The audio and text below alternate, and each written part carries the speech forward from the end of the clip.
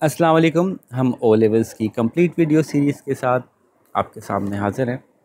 इससे हम जीसीई, आईजीसीएसई दोनों को कवर करेंगे और इसको कवर करने के लिए जो बुक मैं यूज़ कर रहा हूँ वो ब्रायन टिटली की है, बहुत मशहूर बुक है।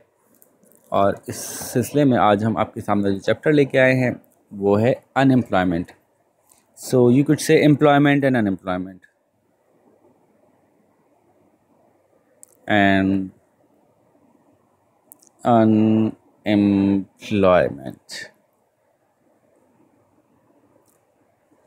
सबसे पहले तो कुछ बुनियादी बातें एम्प्लॉयमेंट या अनएम्प्लॉयमेंट से मुताल्लिक़ कर लेते हैं, फिर वहाँ से आगे हम कुछ डिस्कशन करेंगे। ये चैप्टर आपको आसान लगना चाहिए, स्पेशली अगर आपने ज्योग्राफी पहले किया हुआ है तो बहुत सारी चीज़ें उसमें डिस्कस हुई थी हमारी, तो उसी से रिलेट हम आगे चलेंगे। गवर्नमेंट से चाहती हैं कि फुल्ली एम्प्लॉयड हों रिसोर्सेज। ये बात समझ आती है आपको कि प्रोडक्शन पॉसिबिलिटी कर्व के अंदर रहना किसी को पसंद नहीं है, क्योंकि वो इससे ज़्यादा बना सकता था इन्हीं रिसोर्सेज से, लेकिन इनएफिशिएंट होने की वजह से नहीं बना पा रहा।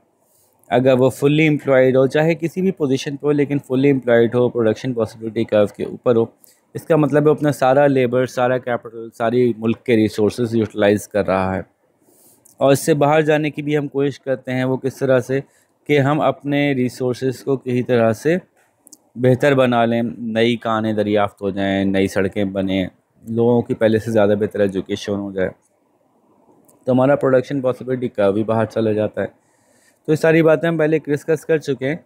गवर्नमेंट ये चाहती है कि फुल एम्प्लॉयमेंट ऑफ रिसोर्सेज हो। तो फुल एम्प्लॉयमेंट ऑफ रिसोर्सेज का मतलब ये है कि अपनी प्रोडक्शन पॉसिबिलिटी कर्व के ऊपर मौजूद हों। लेकिन जाहिर है कि हम मैक्रो इकोनॉमिक्स की बात कर रहे हैं, और मैक्रो इकोनॉमिक्स का मतलब है कि अगर हम पाकिस्तान की बात करें तो 23-24 करोड़ लोगों को बैक वक्त ये समझना कि फुल एम्प्लॉयमेंट का मतलब है कि एक एक शख्स काम कर रहा होगा और एक भी बंदा ऐसा नहीं होगा जो काम नहीं कर रहा हो। तो यूँ नेशनल लेवल के जो स्टैटिस्टिक्स हैं वो नहीं कैलकुलेट किए जाते। जो नंबर्स नेशनल लेवल पे कहे जाते हैं वो इतना एग्जैक्ट करके नहीं कहे जाते। यानी अगर मैं कहूँ कि जी जीडीपी इस मुल्क का इतना है, तो वो जीडीपी ज़रूरी नहीं है कि exactly to the last digit उतना ही हो। तो थोड़ा बहुत मार्जिन ऑफ एरर तो होता ही है। अच्छा जी, तो गवर्नमेंट जब एम्प्लॉयमेंट को यानी फुल एम्प्लॉयमेंट को अपना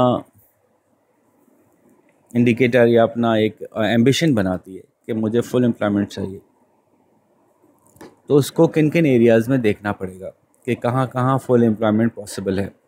क्योंकि सेक्टर्स वाइज अगर देखा जाए तो आप देखें कि प्राइमरी सेक्टर है, सेकेंडरी सेक्टर है और टर्शरी सेक्टर है। तो तीनों एरियाज़ को गवर्नमेंट को जो है वो देखना पड़ेगा। फिर इन एरियाज़ में उसको उनको भी देखना पड़ेगा जो कि जॉब कर रहे हैं, और उनको भी देखना पड़ेगा जो कि बिज़नेस कर रहे हैं, और उनको भी देखना पड़ेगा जो खुद से एम्प्लॉय होना ही नहीं चाहते। उनको भी देखना पड़ेगा जो एम्प्लॉय होना चाह रहे हैं और एम्प्लॉयड हैं भी, लेकिन पार्ट टाइम एम्प्लॉयड हैं, कुछ फुल टाइम एम्प्लॉयड हैं। तो ये इतना स्ट्रेट फॉरवर्ड और इजी डेटा नहीं होगा कि अगर मैं कहूँ कि मेरे कंट्री में 0% अनएम्प्लॉयमेंट है या जी 2% लोग अनएम्प्लॉयड हैं। ये कैलकुलेट करना इतना इजी नहीं है कि कितने लोग अनएम्प्लॉयड हैं, क्योंकि पहले तो हम ये बाइफरकेट करेंगे कि कितने लोग एम्प्लॉयमेंट सीख कर रहे हैं और कितने लोग अनविलिंग हैं टू वर्क या अनेबल हैं। तो अगर कोई विलिंग भी नहीं है या एबल भी नहीं है, तो फॉर एग्ज़ाम्पल पाकिस्तान के 22 करोड़ में से 5 करोड़ लोग ऐसे हैं जो कि विलिंग और एबल ही नहीं है। तो इसका मतलब है कि डेटा जो एम्प्लॉयमेंट मैं कहूँगा कि 100% एम्प्लॉयड हो गए, तो हम कहेंगे कि वो लोग 100% एम्प्लॉयड हो गए जो कि जॉब सीख कर रहे थे। जो जॉब सीख ही नहीं कर रहे थे उनकी बात ही नहीं हो रही, या जो जॉब करने के काबिल ही नहीं थे उनकी बात ही नहीं हो रही। तो पहला कॉन्सेप्ट जो हम अभी आपसे डिस्कस कर रहे हैं वो ये है कि फुल एम्प्लॉयमेंट का मतलब, जब हम फुल एम्प्लॉयमेंट के लिए नज़र डालेंगे तो हम टोटल पॉपुलेशन पे नज़र नहीं डालेंगे, बल्कि टोटल लेबर पॉपुलेशन या टोटल वर्किंग पॉपुलेशन या टोटल वो पॉपुलेशन जो willing and able to work है उस पे नज़र डाला करेंगे। ठीक है। अब इस हवाले से कुछ टर्म्स हैं जो आपको पता होनी चाहिए। एक टर्म है जी लेबर फोर्स। किसी मुल्क की लेबर फोर्स किसको कहते हैं?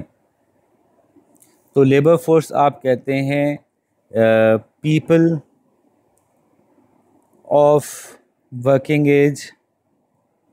वर्किंग एज हर मुल्क की अलग अलग होती है। हु आर विलिंग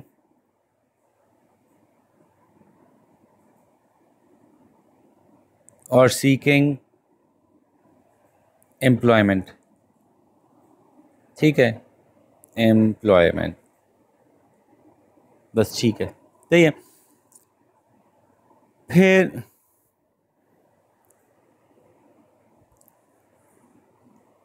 एक और टर्म है जो आप यूज़ करेंगे, वो है लेबर फोर्स पार्टिसिपेशन। इसका मतलब क्या हुआ कि टोटल पॉपुलेशन कितनी है,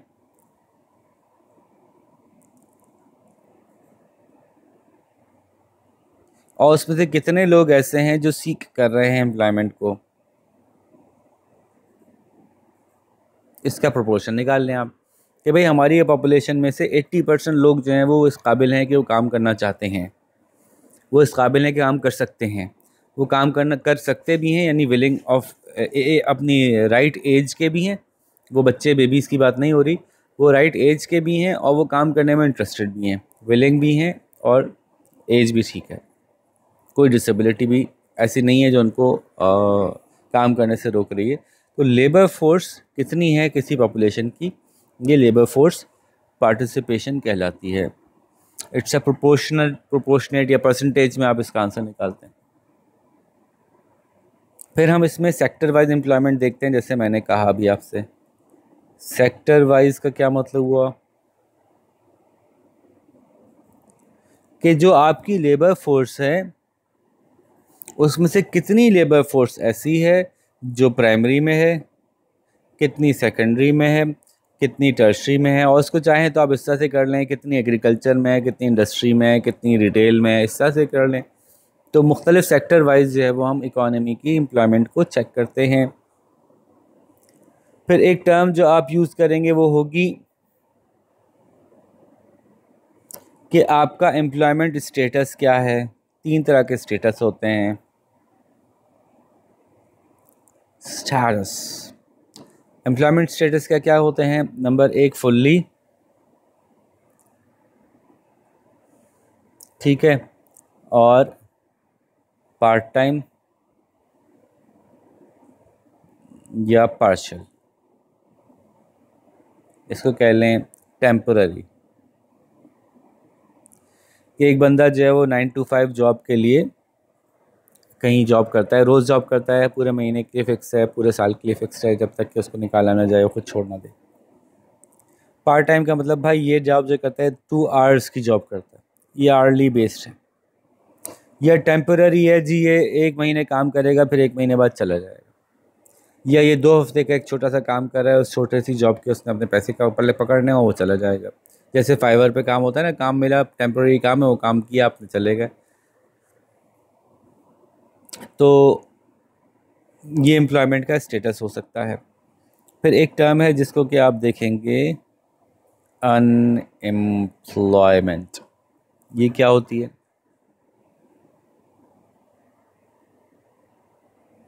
कि टोटल लेबर फोर्स में से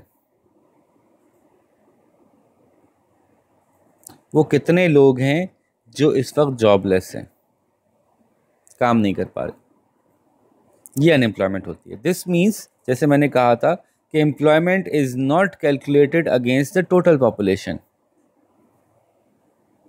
Employment is not calculated against the total population. Employment is calculated against the willing and able people who are willing and of age, वो उस उम्र के भी हैं और वो काम करना चाहते भी हैं। उनमें से कितने एम्प्लॉयड हैं, ये एम्प्लॉयमेंट होगी। तो उनमें से कितने अनएम्प्लॉयड हैं, वो अनएम्प्लॉयमेंट होगी। तो इफ़ यू से कि व्हाट इज़ अनएम्प्लॉयमेंट, तो people who are willing to work and are of age of work and they are not able to find a job will be called unemployed.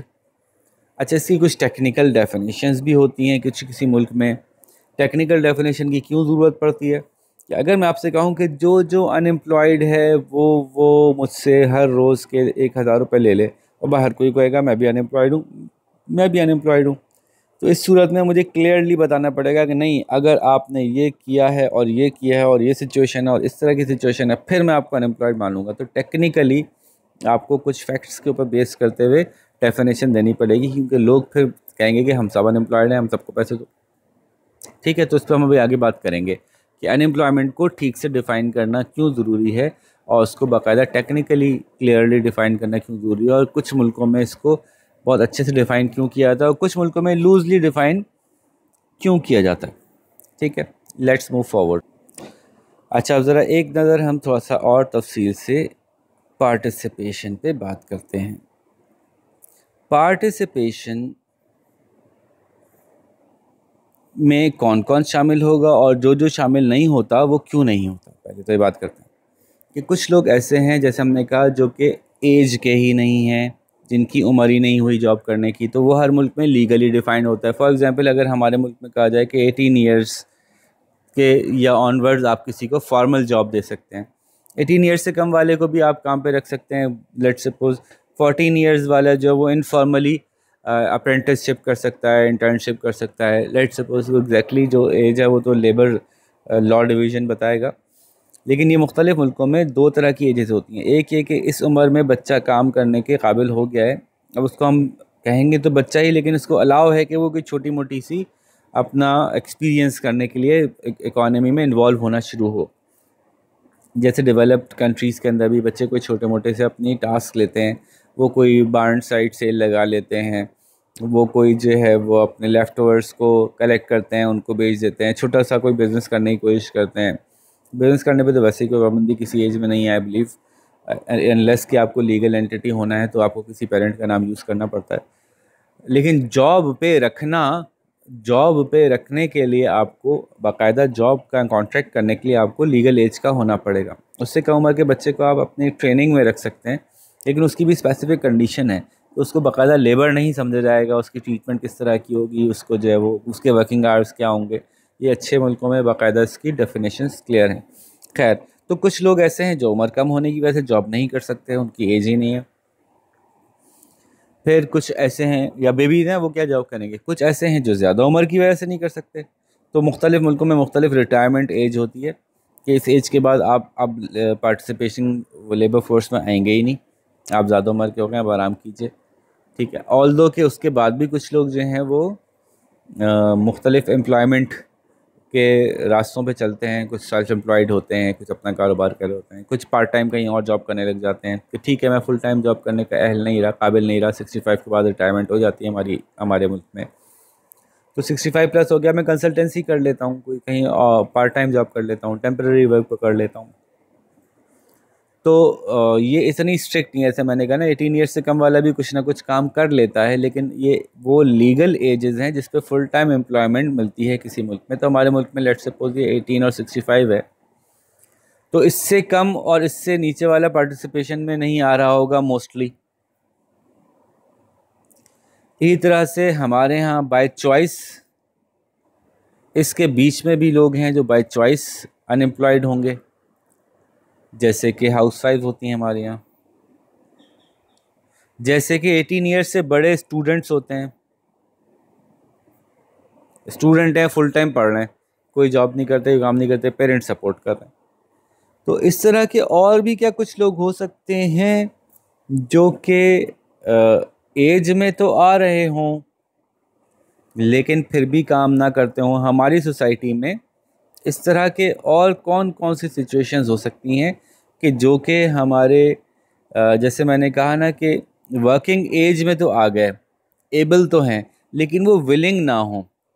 तो आप अपनी ज़रा अकल लड़ाइए और तलाश कीजिए मज़ीद। दो मैंने बताया, हाउस वाइफ्स हैं हमारी, विलिंग नहीं है, यानी उसकी वजह कोई भी हो, वो विलिंगनेस ना होना कोई मनफी बात नहीं है, ये सोसाइटी के ऊपर डिपेंड करता है ना। अभी इस पर मैं बात करूँगा आगे, लेकिन पहले तलाश तो करें कि हमारी सोसाइटी में वो कौन कौन से और ऐसे लोग हो सकते हैं। मैंने एक हाउस वाइफ बता दी, मैंने एक स्टूडेंट बता दिए, तो यहाँ वीडियो पॉज करें और एक एक्टिविटी क्लास के साथ आप रन करें, और अगर आप अकेले वीडियो देख रहे हैं तो आप ख़ुद से एक लिस्ट बनाने की कोशिश करें कि आपके ख्याल से और क्या क्या रीज़न्स हो सकते हैं, तो आपको इंटरेस्टिंग चीज़ें मिलेंगी।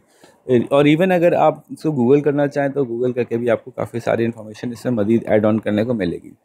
तो उसके बाद फिर हम आगे चलेंगे। ओके, तो अब आपने देखा कि मुख्तलिफ़ रीज़न्स हो सकते हैं लोगों की विलिंगनेस ना होने के, और ये चूँकि विलिंगनेस पे बेस्ड है तो ये चेंज हो सकता है। जो यहाँ पे वो लोग हैं जो एबल हैं वो तो ये सारे हैं। फॉर एग्ज़ाम्पल, एक इकॉनमी में 30 लोग 18 से छोटे हैं और 30 लोग 18 से 65 से बड़े हैं, ठीक है, और 140 जो हैं वो वर्किंग एज के हैं। अब ये सब पार्टिसिपेशन में नहीं आएंगे क्योंकि अभी एक शर्त और लगी हुई है, वो क्या है कि ये काम करना चाहते भी हैं। तो ये विलिंगनेस ना ऊपर नीचे जाती है, तो कभी ये 140 हो जाते हैं, कभी 120 हो जाते हैं, यानी 20 लोग ऐसे होते हैं जो काम नहीं करना चाहते, कभी 30 लोग होते हैं ऐसा काम नहीं करना चाहते, कभी 50 लोग होते हैं, कभी 70 लोग होते हैं, कभी 110 लोग होते हैं। तो ये बहुत सारे फैक्टर्स पे डिपेंड करता है कि कब लोग ऐसे होते हैं सोसाइटी में कि ज़्यादातर लोग चाह रहे होते हैं कि काम करें, और कब ऐसा होता है कि काम ना करें। नंबर 1 जो आपकी है वो है परचेजिंग पावर और पावर्टी, कि जनरली आपकी स्टैंडर्ड परचेजिंग पावर कितनी चल रही है, कितना कितना मुश्किल हो गया है स्टैंडर्ड ऑफ लिविंग को मेंटेन करना। अगर पावर्टी बढ़ेगी तो पार्टिसिपेशन बढ़ेगी। अगर इकॉनमी में मसले होंगे, गुर्बत होगी, तो बहुत से लोग काम करना की कोशिश करेंगे जो पहले नहीं कर रहे थे, मजबूरन करना पड़ेगा। फॉर एग्ज़ाम्पल, एक घर में एक साहब काम कर रहे थे, उनकी बेगम को उन्होंने कहा कि आप बच्चे संभालिए क्योंकि बच्चे संभालना एक बहुत इंपॉर्टेंट ड्यूटी है, आप इनकी तरबियत कीजिए। लेकिन घर में अब इतने हालात मुश्किल हो गए, महंगाई इतनी हो गई, या समहाउ उनकी अपनी जॉब इतना पे नहीं कर रही उनको कि जो उनके खर्चे हैं वो पूरे हो सके, तो उनकी बेगम ने भी काम करना शुरू कर दिया। पार्टिसिपेशन बढ़ गई थी वो इन 140 में से ही, लेकिन वो विलिंग नहीं थी। उन्होंने कहा मैं मुझे ना काउंट करो भाई लेबर फोर्स में। लेकिन अब वो कह रही है नहीं, मैं अब काम करना चाहती हूँ, वो लेबर फोर्स में काउंट हो गई। तो लेबर फोर्स यानी पॉपुलेशन उतनी ही रही, फिर भी लेबर फोर्स की जो पार्टिसिपेशन रेट है वो कम और ज़्यादा होता रहता है। ये समझाना मुराद है कि हमारी जो लेबर फोर्स है उसको बढ़ाने का एक वजह तो पॉपुलेशन का इंक्रीज़ होता ही है, लेकिन हमारी लेबर फोर्स को बढ़ाने का पॉपुलेशन बढ़ाए बगैर भी कुछ तरीके होते हैं। तो एक तो हमने बुरा तरीका देखा कि अगर हालात इकॉनमी के ख़राब होना शुरू हो जाएं तो फिर ऑटोमेटिकली पार्टिसिपेशन बढ़ना शुरू होती है। क्या और भी कोई तरीके होंगे? अगेन आप थोड़ा सा यहाँ पे पॉज कीजिए और थोड़ा सोचिए कि क्या और भी कोई तरीके होंगे। जी, तो उम्मीद है कि आपने एक लिस्ट बनाई होगी, मैं भी इसमें कुछ कंट्रीब्यूट करता हूँ कि और भी कोई तरीका है। यस, सबसे पहले तो अवेयरनेस। अगर अवेयरनेस देंगे लोगों को कि भाई आप अगर ये काम कर सकते हैं या ये काम, अच्छा ये काम भी कर सकते हैं, ओहो, जैसे कि आपने जो है वो कहा कि आपको पता है कि आप घर बैठे जो है वो ये वाली चीज़ बना के बेच सकते हैं। अच्छा, मुझे तो पता ही नहीं था कि बना के बेच सकते हैं। आपको पता है कि आप होम ट्यूशन्स पढ़ा सकते हैं। आपको पता है कि आप जो है वो ऑनलाइन कुरान पढ़ा सकते हैं। आपको पता है कि आप जो है वो ये जो हैंडीक्राफ्ट का काम करते हैं इसको ऑनलाइन सेल कर सकते हैं। तो बहुत सारी चीज़ों का लोगों को पता ही नहीं होता। जब लोगों को पता चलता है तो कहते हैं अच्छा अगर ये तो इतना आसान था तो हम ये कर लेते। अब इसमें दूसरा लफ्ज़ जो मैंने कहा ना, आसान था, पता हो और आसान भी हो, तो ease of entering the job market. जो भी जॉब मार्केट है, जिस इकोनॉमी में जॉब मार्केट में एंटर होना आसान होगा, उसी मार्केट में पार्टिसिपेशन रेट बढ़ेगा। तो जितना आप आसान बनाते जाएं, आसान बनाने का मतलब क्या है? मतलब ये है कि फॉर एग्जांपल एक कंट्री है, उसके अंदर कंपनी खोलने के लिए 500 फॉर्मेलिटीज़ हैं, मुश्किल हो जाएगा, लोग नहीं खोलेंगे, फारिग बैठे हैं जॉब ढूंढते रहेंगे, कंपनी नहीं खोलेंगे। एक कंट्री है, उसके अंदर आप एक सेकंड में कंपनी खोल सकते हैं, कोई रिक्वायरमेंट, कोई मुश्किल काम नहीं है, बस आप एक फॉर्म फिल करें, कंपनी खुल जाएगी, आपका डेटा चला जाएगा गवर्नमेंट के पास, वो फॉर्म भी ऑनलाइन अवेलेबल है, जाने की ज़रूरत भी नहीं है, चलो भैया। तो जितना ease of entering the job market है, चाहे वो जॉब के हवाले से हो या बिज़नेस के हवाले से हो, ठीक है। बिज़नेस ऑपरेशंस जितने इजी होंगे उतना ही ज़्यादा पॉसिबल होगा कि पार्टिसिपेशन जो है वो बढ़ेगी। और इसमें एक इम्पॉर्टेंट पार्ट जो है वो कल्चरल चेंजेस एंड एक्सेप्टेंस।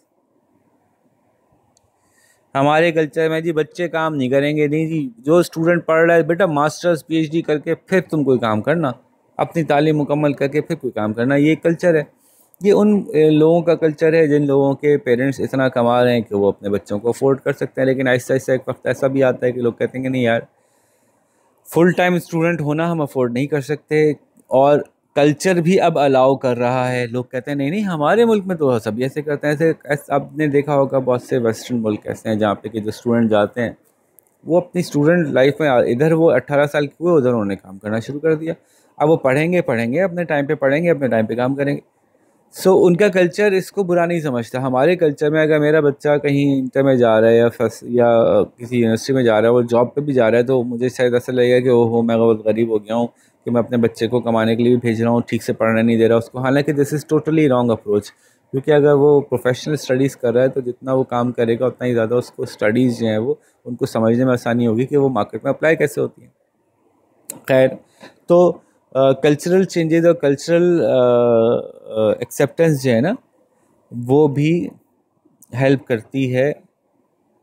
अगर ऐसा ऐसा डेवलप हो जाए तो वो भी हेल्प करती है पार्टिसिपेशन रेट को इम्प्रूव करने में। इस तरह से एक एक्सेप्टेंस विमेन एम्प्लॉयमेंट की है, अगेन वो भी ईज़ ऑफ एंट्रिंग से भी एसोसिएटेड है और कल्चरल एक्सेप्टेंस से भी है। जैसे कि बहुत सी ख़वातीन हैं वो घर बैठ के ही बहुत कुछ कर सकती हैं अगर उनको आसान कर दिया जाए, उनको अवेयर कर दिया जाए, आसान कर दिया जाए। इसी तरह से एवेन्यूज़, अपॉर्चुनिटीज़,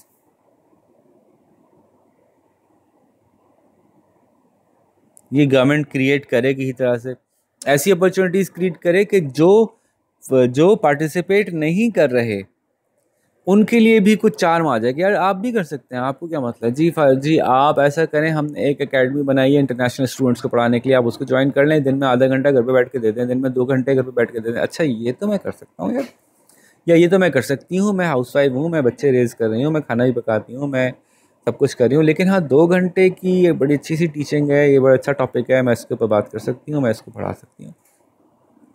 अपॉर्चुनिटीज़ क्रिएट की जाएँ उन लोगों को टारगेट करते हुए जो जानबूझ के पार्टिसिपेट करने में विलिंग नहीं थे किसी वजह से, तो उनके जो रास्ते की हर्डल्स हैं उनको दूर किया जाए, ईज़ क्रिएट की जाए, अवेयरनेस दी जाए, कल्चरली इस पे काम किया जाए। और इस काम को करने के लिए आप जो है वो मुख्तलिफ गवर्नमेंट के पास टूल होते हैं कि वो कल्चरली काम करती है। गवर्नमेंट के पास मीडिया होता है जिसके थ्रू वो प्रमोट करती है, मुख्तलिफ ड्रामे ऐसे दिखाते हैं जिसमें कि काम करने वाले अच्छे समझे जाएँ। ठीक है। एक छोटा सवाल था, मैंने पीछे एक आपको असाइनमेंट दिया था, आपने क्या उसमें एम्प्लॉयड लोगों में जिन लोगों को शामिल किया था जो विलिंग भी हैं और एबल भी हैं, क्या उसमें आपने आर्म फोर्सेस को शामिल किया था कि वो एम्प्लॉयड कहलाएंगे, वो वर्कफोर्स में शामिल होंगे? क्या आपने उसके अंदर जो है वो सेल्फ एम्प्लॉयड को काउंट किया था, ठेले वाले को काउंट किया था? क्या आपने उसको उसके अंदर जो है वो छोटे मिस्त्री मजदूर को काउंट किया था? तो ज़रा ये भी अपने आप को टटोलें, चेक करें कि ये आपने एग्जैक्टली बहुत सारी चीज़ें सारी शामिल कर ली हैं। और ये जब आप देख लें तो उसके बाद जो इस बुक का पेज नंबर 338 है और 339 है जिसमें कि लेबर फोर्स पार्टिसिपेशन की बात हुई है, ये लेबर फोर्स पार्टिसिपेशन का टॉपिक ज़रा पूरा अब आप रीड कर लीजिए, आपको अच्छी तरह से मेरी बातें सारी जो मैंने कही हैं वो समझ में आने के बाद इसको रीड करना बहुत आसान हो जाएगा। जब आप ये रीड कर लें तो फिर इस वीडियो को आगे प्ले कीजिएगा। अच्छा जी, तो एम्प्लॉयमेंट के हवाले से नेक्स्ट जो हम डिस्कशन करना चाहते हैं, जब आपने ये वीडियो ये पॉज करके देख रहे थे 38-39 पे, तो एक चार्ट भी था, वो बड़ा इंटरेस्टिंग चार्ट है कि लेबर फोर्स पार्टिसिपेशन किस तरह से मुख्तलिफ मुल्कों में चेंज हुई है। ये 2017 को उन्होंने येलो कलर से दिखाया और 2020 को ब्लू कलर से दिखाया है।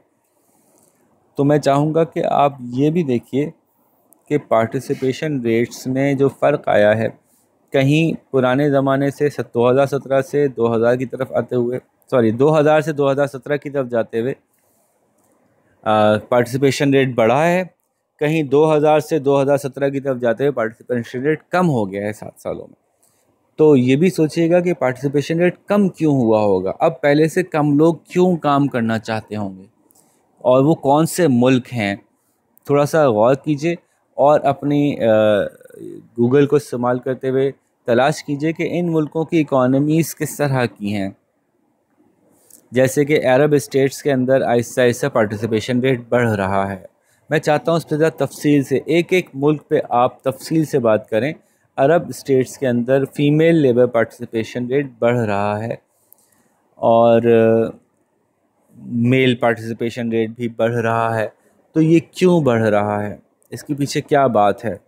वहाँ का कल्चर चेंज हो रहा है क्या वहाँ पे ऐसा है कि जो पहले सारी की सारी जॉब्स एक्सपेट्रिएट को देके लोग सुकून से बैठते थे और समझते थे कि फ़ख्र करने की बात यही कि हम इतने अमीर हैं कि हमें काम नहीं करना पड़ता, तो कहीं ऐसा है कि उनकी अमीरी कम हुई है?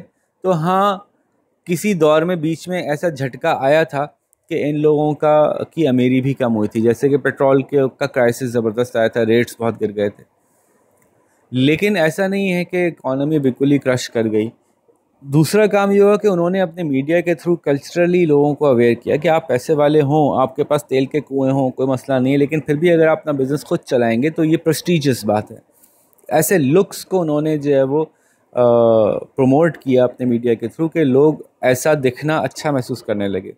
लोग पहले ऐसा दिखना अच्छा महसूस करते थे कि हम पड़े रहते हैं, हम लेटे रहते हैं। अब लोग अपने आप को एक्टिव ऑफिस में बैठे हुए, किसी ऑफिस चेयर पे, किसी बिज़नेस को लीड करते हुए, तो वो लोग जो काम करना चाह नहीं रहे थे, वो मर्द भी काम करना की कोशिश करने लगे।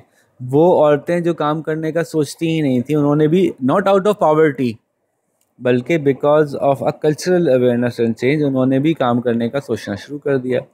अब ये ज़रूरी नहीं है कि ये काम जॉब ही हो, ये काम सेल्फ एम्प्लॉयमेंट भी हो सकती है, ये काम कोई बिज़नेस भी हो सकता है, ये काम टीचिंग भी हो सकता है।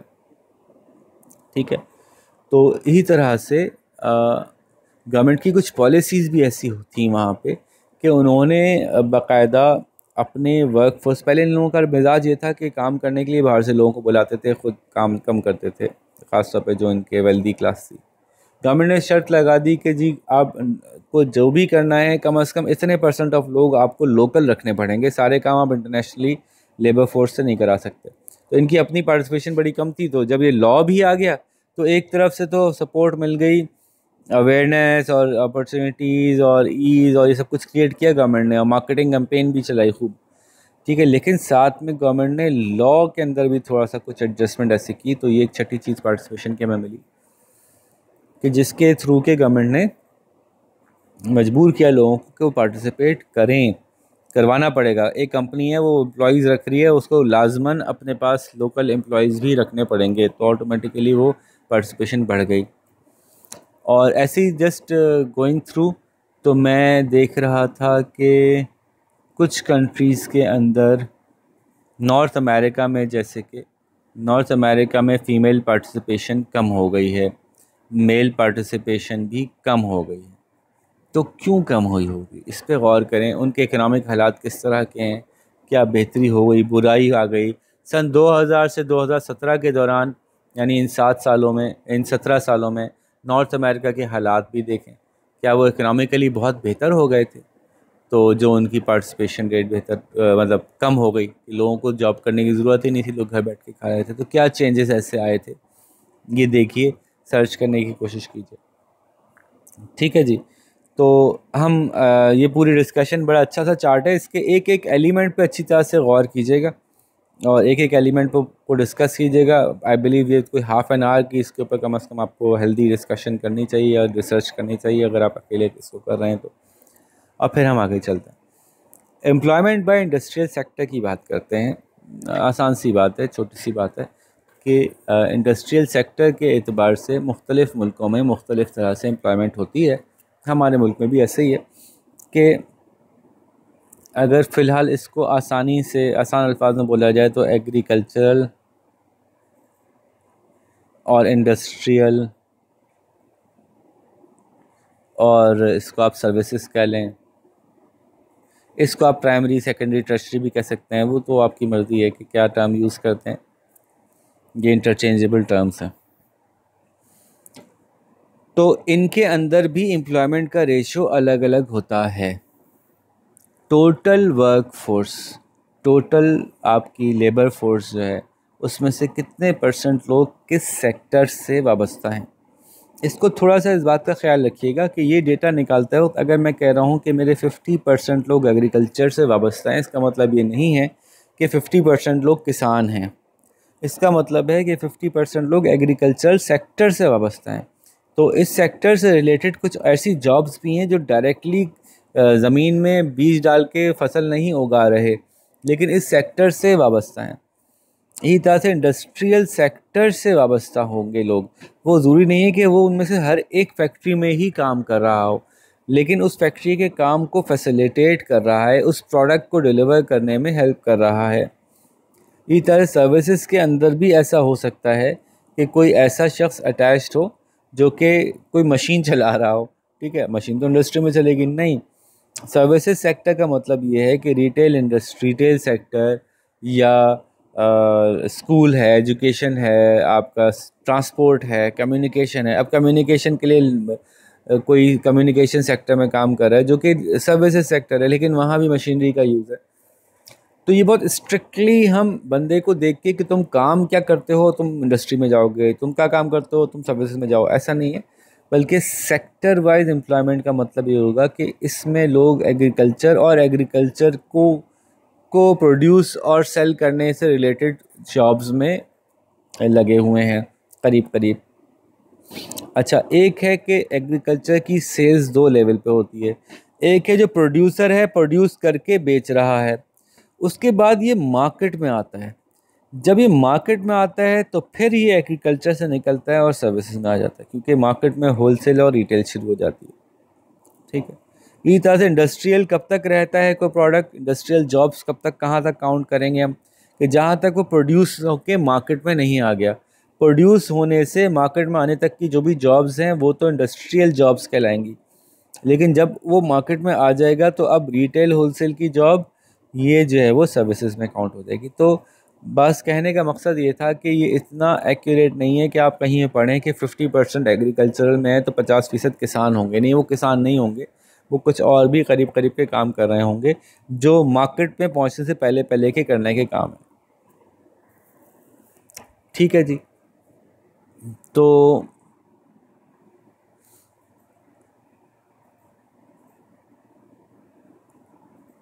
अब हम बात करते हैं कि ओवरऑल दुनिया में कमोबेश 29 to 30% लोग जो हैं वो एग्रीकल्चरल सेक्टर से वाबस्ता हैं।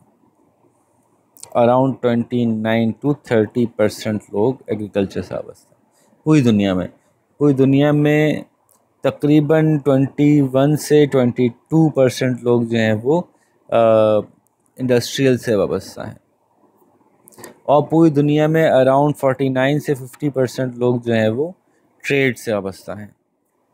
ठीक है, फिर मैं दावत देता हूँ जो साइंस के स्टूडेंट्स हैं उनको कि पूरी दुनिया का डेटा है ये, तो उनको चाहिए कि वो डेटा ये देखें, और जो स्टूडेंट्स अपना सेलेक्ट कर रहे हैं जो भी कोर्स, कि उनका इस्तेमाल कहाँ है, उनको किस तरह की जॉब्स के लिए प्रिपेयर होना है और किस तरह की एजुकेशन उनको हेल्प करेगी, कि जहाँ एम्प्लॉयमेंट ज़्यादा है और अपॉर्चुनिटीज़ भी वहीं ज़्यादा मिलेंगी। तो आप इसको देखते हुए बहुत सी चीज़ें इमेजिन कर सकते हैं कि हम बाज़ औक़ात अपना फ्यूचर जब प्लान कर रहे होते हैं तो हम रियल डेटा को कंसीडर नहीं करते कि किस जगह एम्प्लॉयमेंट अपॉर्चुनिटीज़ ज़्यादा निकलती हैं, और हम एक उन एरियाज़ पे फोकस कर लेते हैं जो हमने किसी से सुने होते हैं कि भाई ये अच्छे होंगे, और फिर हम बाज़ औक़ात अपने आप को ट्रैप कर लेते हैं उस पोजीशन पे जहाँ पे हमें कोई अपॉर्चुनिटी नहीं मिल रही होती। खैर, कमिंग बैक, तो मैंने अगर कहा कि दुनिया की 29% पॉपुलेशन जो है वो कमोबेश एग्रीकल्चर से वाबस्ता है,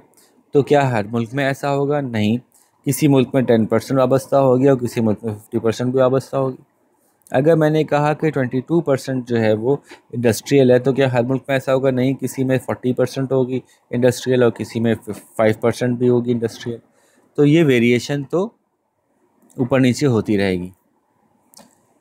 जैसे कि यूएस और यूरोप के अंदर जो एग्रीकल्चरल इकोनॉमी का एग्रीकल्चरल सेक्टर है, वो लेबर फोर्स जो एम्प्लॉय करती है वो खाली 3.1% करती है। क्यों 3.1% उनके यहाँ हो रहा है, हमारे यहाँ जो है वो अराउंड 40-50 इस लेवल पर है। तो ऐसा क्यों है, हमारे यहाँ इतना ज़्यादा क्यों है? इन लोगों के यहाँ अमेरिका में अगर आप जाते हैं, इनके यहाँ 70% से ऊपर जो है, या यूरोप के अंदर 70% और उसके अराउंड जो है वो सर्विसेज सेक्टर है। तो ये क्या बात हुई है, ये ऐसा क्यों है? क्या इनके यहाँ, जैसे मैं बात करूँ, क्या अमेरिका में गंदम बहुत कम उगती होगी, और अगर हमारे यहाँ 50% लोग जो हैं वो एम्प्लॉयड हैं एग्रीकल्चर में, तो हमारे यहाँ गंदम ज़्यादा उगती होगी? ज़रा पॉज करें और इस पर डिस्कस करें कि आपका क्या ख़्याल है कि कौन से मुल्क में गंदम ज़्यादा उगती होगी या कम उगती होगी, और इसको थोड़ा सा रिसर्च भी करें, थोड़ा गूगल भी करें, और फिर इस पर वापस आइए वीडियो पे। तो हम आपको समझा रहे थे कि जो इकोनॉमीज़ डेवलप्ड होती हैं ना, बाज़ औक़ात टेक्नोलॉजी उनकी इस लेवल पे चली जाती है कि उनको एग्रीकल्चर को सस्टेन करने के लिए ज़्यादा फार्मर्स की ज़रूरत नहीं रहती। डेवलपिंग कंट्रीज़ में जो काम 20 लोग कर रहे होते हैं, डेवलप्ड कंट्री में वो काम एक बंदा कर लेता है, क्योंकि अब इतना इस एग्रीकल्चर भी इंडस्ट्रियलाइज्ड एक तरह से हो गया इस लेवल का, उसके अंदर मशीनरी और इक्विपमेंट आ गई कि वो कम वर्क फोर्स के साथ काम कर पा रहा है। तो एक तो ये बात हुई। फिर दूसरी बात ये, आप गौर करें, मैंने एक ज़माने में एक वीडियो में डिस्कस किया था कि 100 चीज़ें बनी या 100 लोगों ने 100 अलग अलग चीज़ें बनाई, उन चीज़ों को समझें कि ये रॉ मटेरियल बनाया, फिर 100 लोगों ने वो 100 चीज़ें ली, उनको फिनिश गुड बनाया, फिर 100 लोगों ने इनसे ये चीज़ें ली और उनको मार्केट में बेचा। ठीक है, ये है 33% पार्टिसिपेशन पर 33% सेक्टर वाइज हम कहते हैं कि एम्प्लॉयमेंट। तो अगर ऐसा हो रहा है कि मेरी 50% जो है वो रॉ मटेरियल में जा रही है, यानी प्राइमरी सेक्टर में जॉब है, और इस प्राइमरी सेक्टर को फिनिश गुड्स में लाने में 20% एम्प्लॉयड है, और बाकी 30% जो है वो सेल कर रही है, तो ये एक मिक्स है जिसका कुछ मतलब होगा। मैं जो अभी बताना चाह रहा हूँ वो ये कि 3 to 4% इन लोगों की जो है वो एग्रीकल्चर में है, लेट्स सपोज 20% के करीब इनकी इंडस्ट्रियल में है, और तकरीबन 70 to 80% इनकी सर्विसेज में। तो सवाल ये कि जब इतने कम लोग बना रहे हैं और इतने सारे लोग बेचने में मसरूफ़ हैं, बनाने में कम लोग मसरूफ़ हैं, बेचने में ज़्यादा लोग मसरूफ़ हैं, तो इसकी दो रीज़न है। नंबर एक तो ये जो बना रहे हैं इतना एफिशिएंटली और इतना ज़्यादा बना रहे हैं ड्यू टू मशीनरी कि उसको बेचने के लिए बहुत सारे लोग चाहिए। यानी यहाँ का अगर मिसाल दूँ मैं, तो यहाँ पे 2 ही लोग इतना बना रहे हैं कि वो 100 लोगों से फिनिश नहीं किया जा रहा, या यहाँ 2 ही लोग इतनी मशीनरी ला के फिनिश कर रहे हैं कि वो 100 लोगों से बेचा नहीं जा रहा, इतना सामान बन गया है। तो इस एक्चुअली एक वजह तो ये है, टेक्नोलॉजिकल प्रोग्रेस से ऑटोमेटिकली प्रोडक्शन इतनी बढ़ जाती है कि फिर उसको सेल्स और सर्विसेज से रिलेटेड लोग ज़्यादा रिक्वायर्ड होते हैं मनस्बत प्रोडक्शन से। नंबर 2, ये मुल्क बहुत सी चीज़ों के अंदर अपने रॉ मटेरियल या फिनिश गुड्स के अंदर इंपोर्ट का सहारा भी लेते हैं। ये कहते हैं भाई मैं तो हाई एंड बेचता हूँ, मेरी सर्विसेज बहुत महंगी है, मेरा एक बंदा अपने एक दिन की सर्विस देता है, उसके $100 लेता है, तो हमारा एक बंदा एक प्रोडक्ट जितने में बनाता है वो $2 में मुझे बेच देता है। तो फिर मैं तुमसे ये करने के लिए अपने बंदों को थोड़ी इन्वॉल्व करूँगा, जाओ तुम लोग सस्ता काम करो, बल्कि मैं अपने बंदों को इंगेज करूँगा ज़्यादा वैल्यूएबल काम में, और सस्ती चीज़ें मैं बाहर से मंगा लूँगा। तो ऑल्दो उनकी अपनी इकॉनमी तो इतना प्रोड्यूस नहीं कर रही रॉ मटेरियल, लेकिन ये रॉ मटेरियल चूँकि हाई एंड इनकी जॉब्स हैं, बहुत कमा रहे हैं अपनी हाई एंड जॉब्स से, तो ये रॉ मटेरियल बाहर से मंगाने में इनको मसला नहीं। तो ये कुछ एक्चुअली 3% से 70% की तरफ नहीं जा रहा, बल्कि कुछ बाहर से भी इम्पोर्टेड सामान भी आता है, जिसकी वजह से इतना सामान हो जाता है कि जिसको मिलके ये मैन्युफैक्चर और सेल कर रहे होते हैं। ठीक है, उम्मीद है कि ये बात समझ में आई होगी, थोड़ी सी टेक्निकल बात है, लेकिन इस डेटा को देख के आपके जहन में सवाल उठना चाहिए था, या उठना चाहिए कि यार ये इतना कम इनका एग्रीकल्चरल है, तो इतना ज़्यादा ये सर्विसेज कैसे है, ये क्या बेच रहे हैं? या इतना कम इनका इंडस्ट्रियल है सर्विसेज के कंपैरेटिवली, तो फिर ये इतने लोग जो हैं वो बेचने में रिक्वायर्ड हैं, तो पीछे से सामान तो इतना बन नहीं रहा। तो एक्चुअली सामान इतना बनाने में लोग इसलिए मसरूफ़ नहीं हैं क्योंकि एक तो इनका काम इतना टेक्निकली प्रोग्रेस कर गया है कि उसमें ज़्यादा लोग रिक्वायर्ड नहीं है, और दूसरा बहुत सा सामान ही बाहर से भी मंगा लेते हैं। ठीक है जी, तो आगे चलते हैं। सेक्टर वाइज एम्प्लॉयमेंट की बात हो रही थी, अब कुछ ग्लोबल ट्रेंड्स पे बात करना चाहता हूँ, और मैं चाहता हूँ कि आप पेज नंबर 340 पे जो चार्ट है, एक तो 340 को पूरा पढ़ें, और 340 का जहाँ तक एंड हो रहा है एम्प्लॉयमेंट स्टेटस से पहले पहले वो रीड कर लें, और उसके रिलेटेड हमने कुछ बातें कर ली हैं, मैं भी थोड़ी सी और बात करूँगा। और उस जो चार्ट है उसको एक नज़र देखें और ये डिस्कस करें कि ये बता रहे हैं उस चार्ट के अंदर कि जो अमेरिका है, जिसको आप कह रहे हैं नॉर्थ अमेरिका जिसको आप कहते हैं, जिसमें अमेरिका कनाडा शामिल है, तो नॉर्थ अमेरिका के अंदर 2000 में एग्रीकल्चर 2.6 था और 2017 में 1.5 रह गया परसेंटेज एग्रीकल्चरल सेक्टर में। अच्छा, फिर ये लोग कहाँ गए भाई?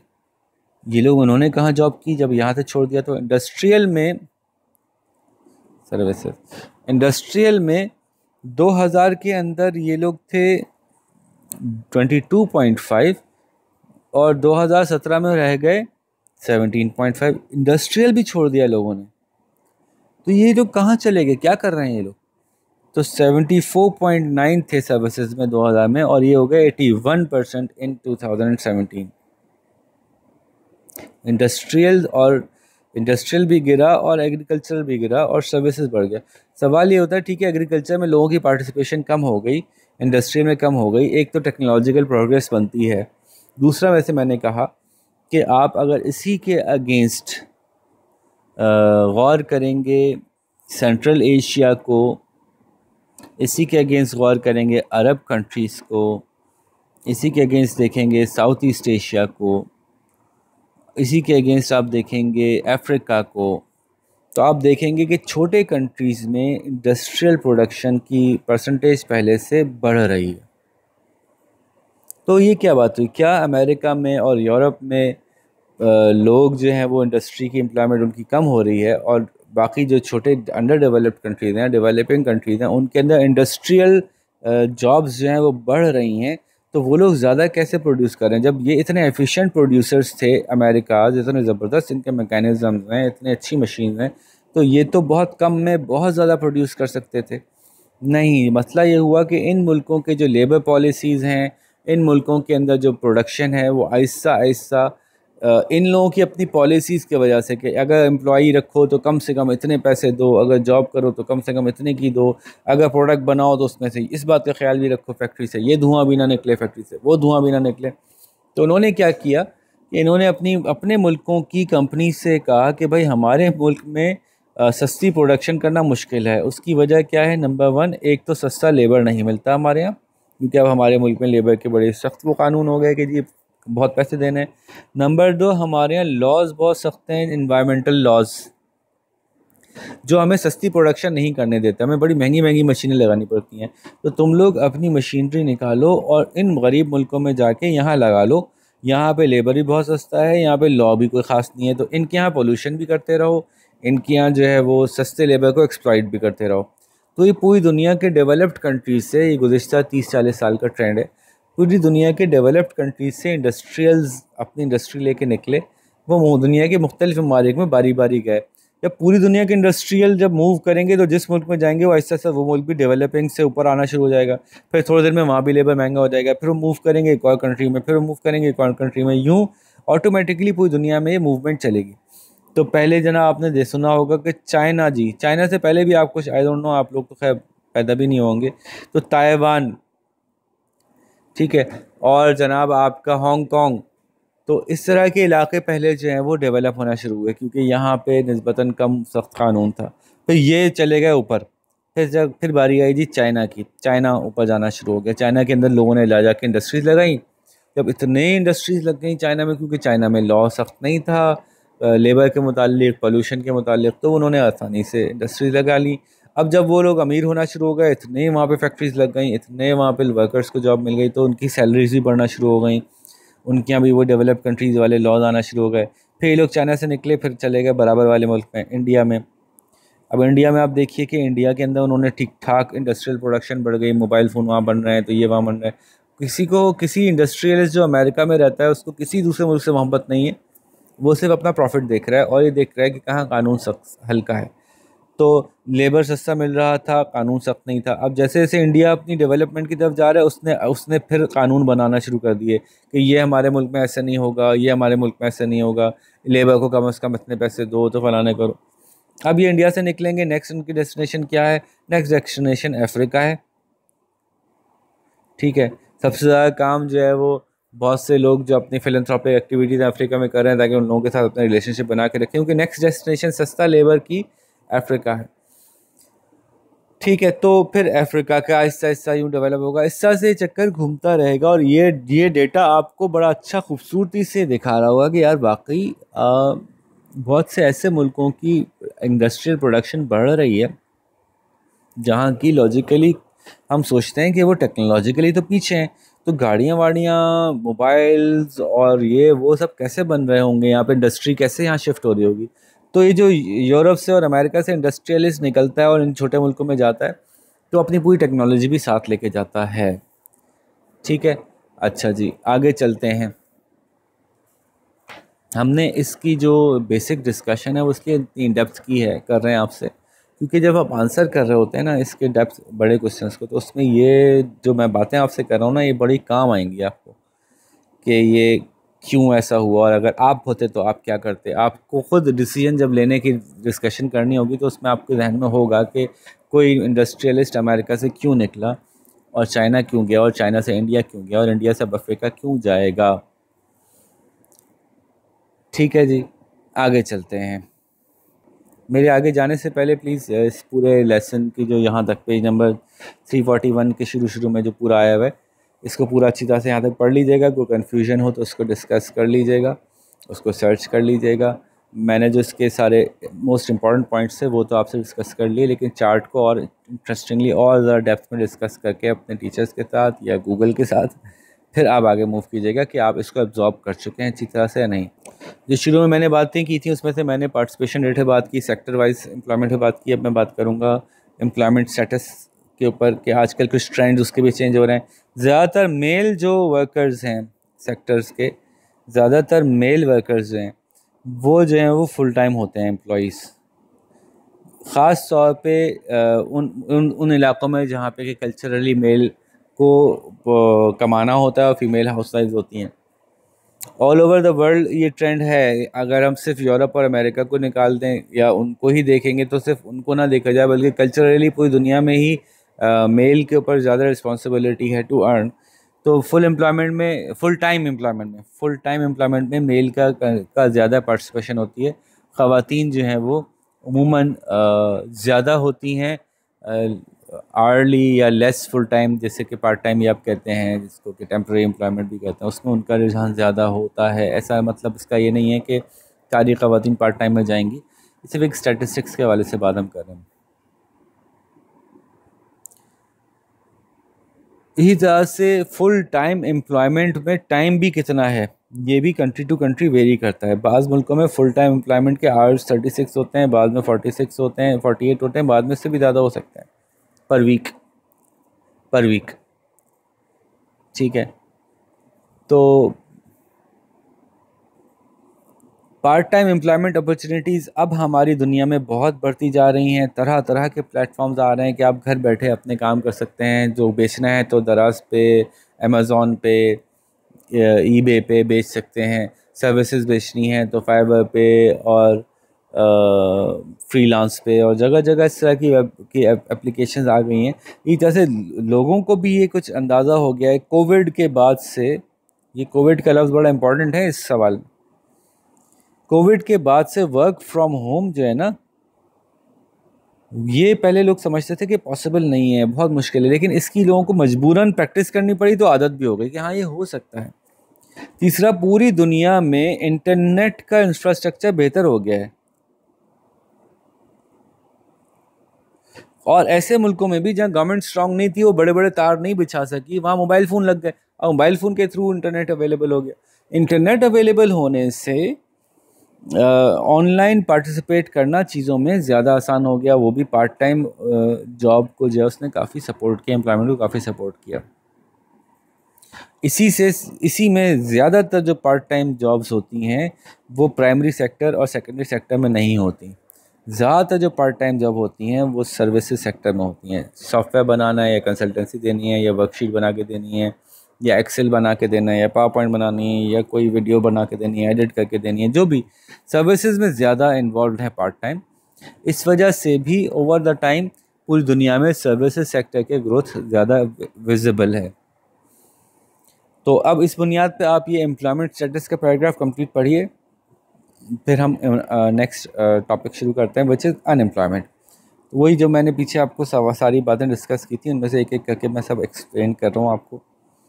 तो पार्टिसिपेशन बताई थी, सेक्टर वाइज बता दिया मैंने, एम्प्लॉयमेंट स्टेटस बता दिया, अब अनएम्प्लॉयमेंट बता रहा हूँ। फिर हम आएंगे कि अनएम्प्लॉयमेंट क्यों, कैसे, किस तरह बढ़ाई जाए, किस तरह नहीं बढ़ाई तो ना जाए, किस तरह कम की जाए वगैरह। ठीक है जी। तो हम बात कर रहे हैं अनएम्प्लॉयमेंट की। तो 2016 के अराउंड एक डेटा है कि जी दुनिया में कोई 198 मिलियन लोग अनएम्प्लॉयड थे। 198 मिलियन यानी 1 2 3 4 5 6। तो ये एक फिगर आपको समझाने के लिए। लेकिन जो इन अनएम्प्लॉयड लोगों में से ज़्यादातर पार्टिसिपेशन थी वो यंग पीपल की थी।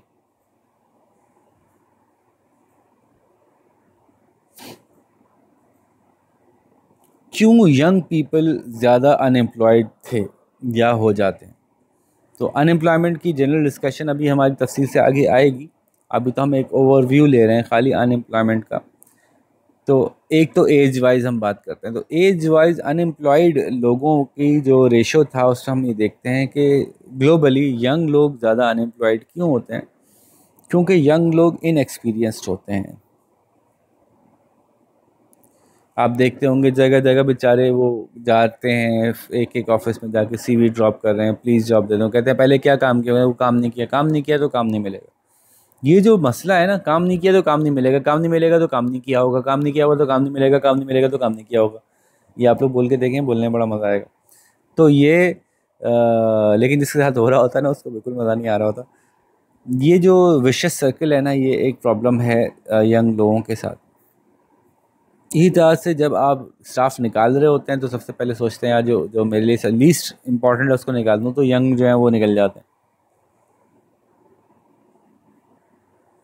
जो वेस्टर्न कंट्रीज़ हैं उसके अंदर अनएम्प्लॉयमेंट बड़ी टेक्निकली, ऐसे मैंने कहा था कि जी रिकॉर्ड होती है।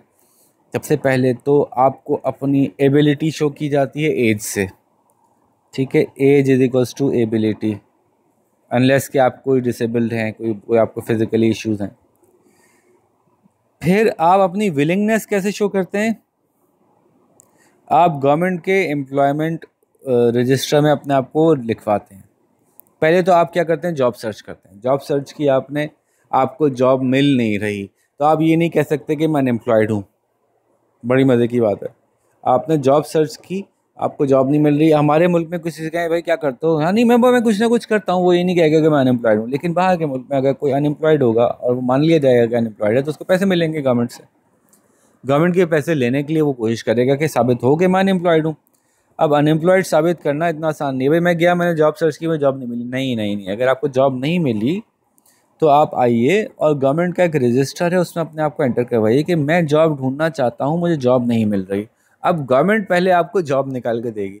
अच्छा, मसला क्या है कि उसमें गवर्नमेंट ने जो जॉब निकाल दी वो फिर आपको करनी पड़ेगी। अगर आपने उसको रिफ्यूज़ कर दिया तो आप अनएम्प्लॉयड नहीं कहलाएंगे, आपको जॉब करनी पड़ेगी। गवर्नमेंट ने कोशिश की कि आपकी जॉब लग जाए और फिर आपकी जॉब कितने हफ्ते तक नहीं लगी। ये मुख्तलिफ मुल्कों का मुख्तलिफ कानून है कि 3 हफ्ते या 4 हफ्ते या 3 महीने या 2 महीने।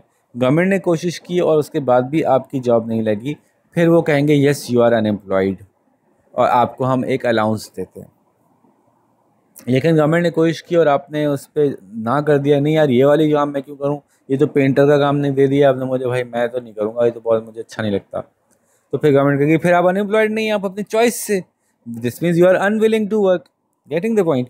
तो जिन मुल्कों में अनएम्प्लॉयमेंट पे पैसे मिलते हैं वहाँ पे विलिंगनेस को ठीक से टेस्ट करते हैं, और उसका बड़ा अच्छा ये तरीका है उनका कि आप जो अपने आप को रजिस्टर कराते हैं और उसके बाद आपको वो जॉब नहीं मिले तो आपको सोशल वेलफेयर पेमेंट्स या अनएम्प्लॉयमेंट बेनिफिट्स मिलते हैं।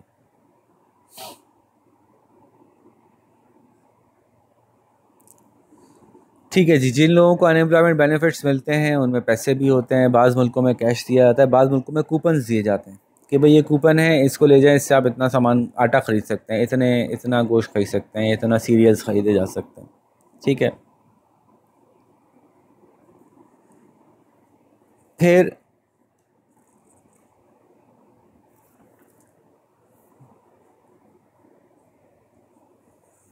जो अनएम्प्लॉयमेंट का जो, जैसे मैंने पहले भी कहा था कि का हिसाब किताब लगाना है ना, ये बहुत आसान जॉब नहीं है। This is very difficult and everyone understands that and everyone thinks कि ओके इसमें कुछ मार्जिन ऑफ एरर ज़रूर होगा, क्योंकि अब इसमें क्या क्या मसाइल हो सकते हैं। अगर मैं आपसे कहूँ इन 22 करोड़ लोगों के बारे में या 23 करोड़ लोगों के बारे में, एक एक के बारे में आपको मालूम होना चाहिए कि एम्प्लॉयड है अनएम्प्लॉयड है, तो पहले तो आपको एक प्रॉब्लम क्या आएगा, आप निकालेंगे कितने लोग एक्चुअली, अच्छा पहले मैं यहाँ पॉज करता हूँ, पहले आप बताइए कि एबिलिटी इन 22 करोड़ की जज करनी है, क्या ये एबिल हैं वर्क के या नहीं है, और एबिलिटी के लिए हम लेते हैं एज। तो पहले तो आप बताइए कि एज जज करने में आपको क्या प्रॉब्लम्स आएंगे, ये लिस्ट बनाइए। फिर दूसरी चीज़ जो आपको जज करनी है वो करनी है विलिंगनेस, ये जॉब करना चाहता है या नहीं करना चाहता, जॉब सीख कर रहा है या नहीं कर रहा है। विलिंगनेस मालूम करने के लिए आपको कितने प्रॉब्लम्स आएंगे ये लिस्ट कीजिए। फिर वीडियो को आगे चलाते हैं। तो देखें, हमारे मुल्क में एज मालूम करने के लिए सबसे बड़ा मसला ये है कि हर शख्स रजिस्टर्ड ही नहीं है, हर शख्स रजिस्टर्ड ही नहीं है सिस्टम में, हर शख्स का डेटा नादर के पास नहीं है मुल्क में, हर वो बंदा जो मौजूद है वो हर बंदा रजिस्टर्ड इंसान नहीं मौजूद। कितनी ही ख़वातीन देहात गांव छोटे इलाकों में जिनका के लोग डेटा एंटर कराते ही नहीं है, वो शनाख्ती कार्ड पे ही नहीं चढ़ी। कितने बच्चे हैं कि उनका रिकॉर्ड मौजूद नहीं है, वो घरों में पैदा हुए, घर में ही वो पले पढ़ रहे हैं बढ़ रहे हैं, उनका कोई डेटा नादरा के पास या गवर्नमेंट के पास नहीं है। तो यू डोंट एक्चुअली नो कि what is the number of possible working age population in our country, तो आप एस्टीमेट लगाते हैं। ठीक है, सिमिलरली एक और मसला है कि हमारे मुल्क में लोग अनएम्प्लॉयड होने से बचने के लिए अपनी एज गलत लिखवाते हैं। तो आपके हिसाब से एक बंदा 70 का होना चाहिए था, उसने लिखवाई भी है एज इस तरह से कि अब वो 60 का दिख रहा है। ठीक है, तो आप क्या कहते हैं, वो उसको कहते हैं कि भाई क्या करें, हमारे मुल्क में बहुत से ऐसे लोग हैं जो कि एज अपनी मिस कोट करते हैं। जो विलिंगनेस टेस्ट करेंगे, अब आपने कहा कि ठीक है जी मैं नाजरा के रिकॉर्ड से निकाल लूँगा कि कौन कौन बच्चा, तो बस आप समझ जाएं कि फिर आपके पास पूरा रिकॉर्ड नहीं होगा और एक बहुत बड़ी पॉपुलेशन को आप मिस कर जाएंगे। विलिंगनेस चेक करने के लिए आप करेंगे क्या, हमारे मुल्क में लेट सपोज 12 करोड़ लोग जो हैं वो उस एज के हैं जो जॉब कर सकते हैं, क्या उन सब के पास जॉब है या नहीं है, ये कैसे मालूम करेंगे। क्या उन सब के पास जिनके पास जॉब नहीं है वो जॉब करना चाह रहे हैं या नहीं करना चाह रहे। It is so difficult. आप सोचें हमारे मुल्क में कैसे किया जाएगा। एज तो निकाल लिया आपने, चलो अब नादरा के डेटा से ही निकाल ली, केवल जो जो नादरा के डेटा पे चढ़ा हुआ, आप क्या एक एक को फ़ोन करेंगे और फ़ोन करके पूछेंगे, 12 करोड़ फ़ोन घुमाएंगे, भाई आप जॉब कर रहे हैं या नहीं कर रहे। हाँ जी मैं जॉब कर रहा हूँ, ओके चलो, उसने कह दिया जॉब कर रहा हूँ और उसने सही नहीं कहा तो, या आपने उससे पूछा क्या आप जॉब ढूंढ रहे हैं, उसने कहा जी मैं बहुत जॉब ढूंढ रहा हूँ मिल नहीं रही, तो आपको कैसे पता चलेगा कि वो जॉब ढूंढ रहा है। क्या कोई आपके पास सरकारी दफ्तर है जिसके अंदर आप जाके बताते हैं मैं जॉब ढूंढ रहा हूँ नहीं मिल रही, मुझे जॉब दिलवा दी जाए। So this statistic in developing countries like ours is very very difficult to estimate, even estimate, it is difficult to estimate even। तो इसका हिसाब लगाना, इसका अंदाज़ा लगाना इतना आसान नहीं है। तो इसके कुछ हम हर मुल्क जो अपने अपने हिसाब से जुगाड़ बनाता है अंदाज़ों की कि वो किस तरह से अंदाज़ा लगाते हैं। तो अगर आपका मुल्क में लिखा हुआ है 10% अनएम्प्लॉयमेंट है, वो 12% हो गई है, ओहो हो हमारी गवर्नमेंट ने बड़ी तरक्की की है, 5% रह गई है, तो थोड़ा सा आपको मुस्कुराना चाहिए कि अच्छा तो डेटा कहाँ से ला रहे हैं आप, ज़रा डेटा दिखाइए तो कि वो कैसे आपने कलेक्ट किया। तो हमारे मुल्क में सर्वे किए जाता है, स्टैटिस्टिकल ब्यूरो ऑफ पाकिस्तान है और हमारे गवर्नमेंट का जो फाइनेंस डिवीज़न डिपार्टमेंट है वो भी मिल के कुछ इस पर काम करते हैं। तो उनकी डेटा गैदरिंग कैसे होती है, वो किस तरह से सैंपल करते हैं, किस तरह से कलेक्ट करते हैं इंफॉर्मेशन के ये पता चल जाए कि कितने लोग किस वक्त एम्प्लॉयड हैं। तो उसको स्टडी करके भी आपको कुछ इंसाइट्स मिलती हैं। डेटा बड़ा एक्यूरेट देते हैं, 10.75 से हो के हमने जो है वो 9.82 कर दिया, ओए होए होए। लेकिन ये डेटा जमा कैसे हुआ, इसको इमेजिन करना, आप खुद इमेजिन करें कि हमारे मुल्क में कैसे पता चलेगा कि ये लोग काम करना चाह रहे थे और उनको काम नहीं मिल रहा था, और अब वो कम हो गए ऐसे लोग जो काम करना चाह रहे थे और उनको काम नहीं मिल रहा। तो what I want you to do now is pause this video and go and search the economic survey of Pakistan, जिसमें आप अनएम्प्लॉयमेंट का चैप्टर खोलें ज़रा और देखें कि हमारे मुल्क में एम्प्लॉयमेंट और अनएम्प्लॉयमेंट का डेटा क्या है।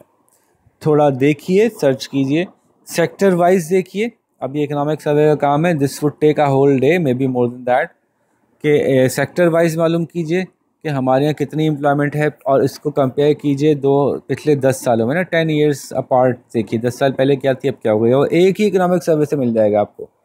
यानी आप निकालें अगर 2022-23 का, तो आपको उसी में से पीछे 10 साल पहले का डेटा भी वही उस कंपैरिजन में करके दे देते हैं।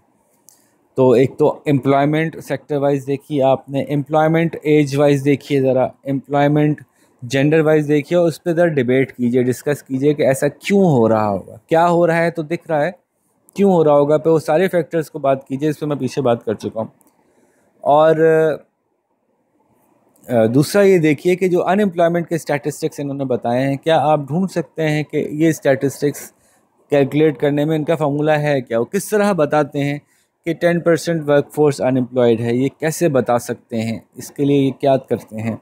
और इसके लिए कोशिश कीजिए अगर आप समहाउ कहीं से ये रियल इंफॉर्मेशन ले सकें। अगर आपको इकोनॉमिक सर्वे ऑफ पाकिस्तान से मिलती है तो ज़बरदस्त, वरना अगर आप कहीं किसी से कांटेक्ट करके ये इन्फॉर्मेशन मालूम कर सकें कि हाउ इट इज़ डन, तो फिर आपको थोड़ा और मज़ा आएगा इसको समझने में। ठीक है, तो ये जहन में रखिएगा कि जब कोई मुल्क ये कहता है कि हम फुल एम्प्लॉयमेंट पे हैं,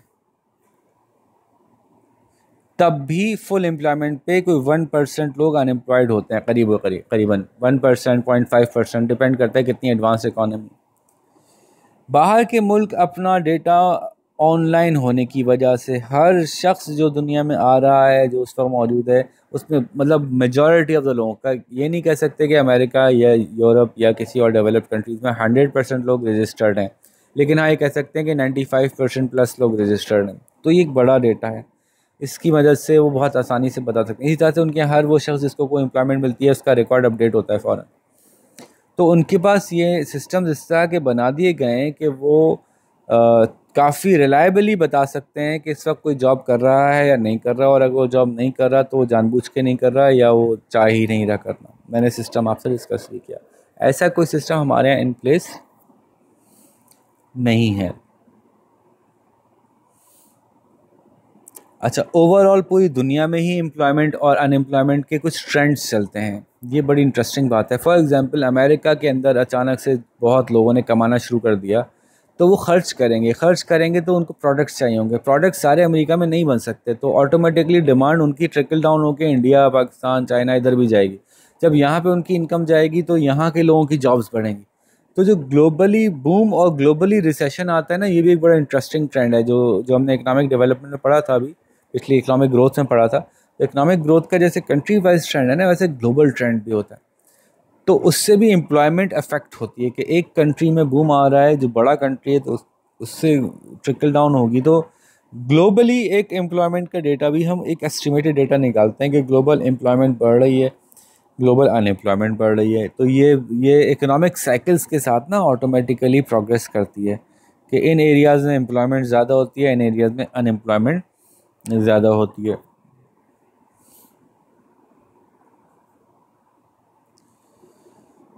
तो यहाँ तक बात होगी। एक आखिरी डिस्कशन मैं करना चाहूँगा इस पे, उसके बाद आप इस टॉपिक को पढ़ लीजिएगा, अच्छी तरह से पढ़ के थोड़ा सा देखिएगा कि कुछ मुल्कों में बहुत ज़्यादा अनएम्प्लॉयमेंट है, वो कौन कौन से मुल्क हैं उन्होंने दिखाया है ग्लोबली। एक चार्ट है पेज नंबर 342 पे, और ज़रा थोड़ा सा सर्च कीजिएगा कि क्यों है। तो सोलोमन आइलैंड में क्यों इतनी अनएम्प्लॉयमेंट है, गैम्बिया में क्यों है। अच्छा, आप कहेंगे सारे गरीब मुल्क हैं, ग्रीस में क्यों अनएम्प्लॉयमेंट ज़्यादा, क्या चल रहा है। स्वाज़ीलैंड है, नामीबिया है, यहाँ अनएम्प्लॉयमेंट बहुत ज़्यादा है। फिर इसी तरह से ग्लोबल ट्रेंड क्या है, 2000 से 2016 में नॉर्थ अमेरिका में अनएम्प्लॉयमेंट कम हुई है, अरब स्टेट्स में थोड़ी सी बढ़ी है, और यूरोप में कम हुई है, एशिया में कम हुई है। तो इस ट्रेंड को भी देखिएगा, थोड़ा सा इस पर डिस्कशन कीजिएगा, और इसको एंड तक जो है वो इस टॉपिक को कंप्लीट कीजिएगा। और इसमें अगर कोई पॉइंट आपको समझने में मुश्किल हो तो वो देख लीजिएगा, और एक्टिविटी परफॉर्म कीजिएगा। अनएम्प्लॉयमेंट रेट कैलकुलेट करने का फार्मूला इन्होंने दिया है, वो फार्मूला आप चेक कीजिए, उस पर मुख्तलिफ अनएम्प्लॉयमेंट इस एक्टिविटी में कैलकुलेट करने के लिए दी गई हैं, वो करके देखिए। फार्मूला है कि number of people unemployed upon labour force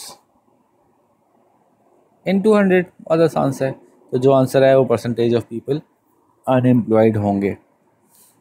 ठीक है, तो मैंने आपसे कहा कि आप अपना इकोनॉमिक सर्वे निकाल के और इसको पूरा डिस्कस करें, देखें अनएम्प्लॉयमेंट के ऊपर कि अनएम्प्लॉयमेंट की हमारी क्या स्टैटिस्टिक्स हैं, उस पर इंटरेस्टिंग सी डिबेट और डिस्कशन करें।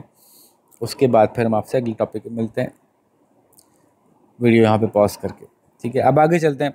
Causes and types of unemployment. अब ये आ गया जो हमारी वो थी ना डेप्थ में, टेक्निकली कुछ बैकग्राउंड्स हम क्लियर करना चाहते थे, वो हम क्लियर कर चुके हैं। तो अब हम फटाफट तेज़ी से आगे बढ़ेंगे। अनएम्प्लॉयमेंट के क्या नुकसान हैं, क्यों होती है, क्या नुकसान है, कितनी टाइप्स की होती हैं अनएम्प्लॉयमेंट। तो ये ज़रा मज़े मज़े की टेक्निकल चीज़ें हैं, ये फटाफट हम क्लियर करते हैं। एक अनएम्प्लॉयमेंट होती है, उसको हम कहते हैं फ्रिक्शन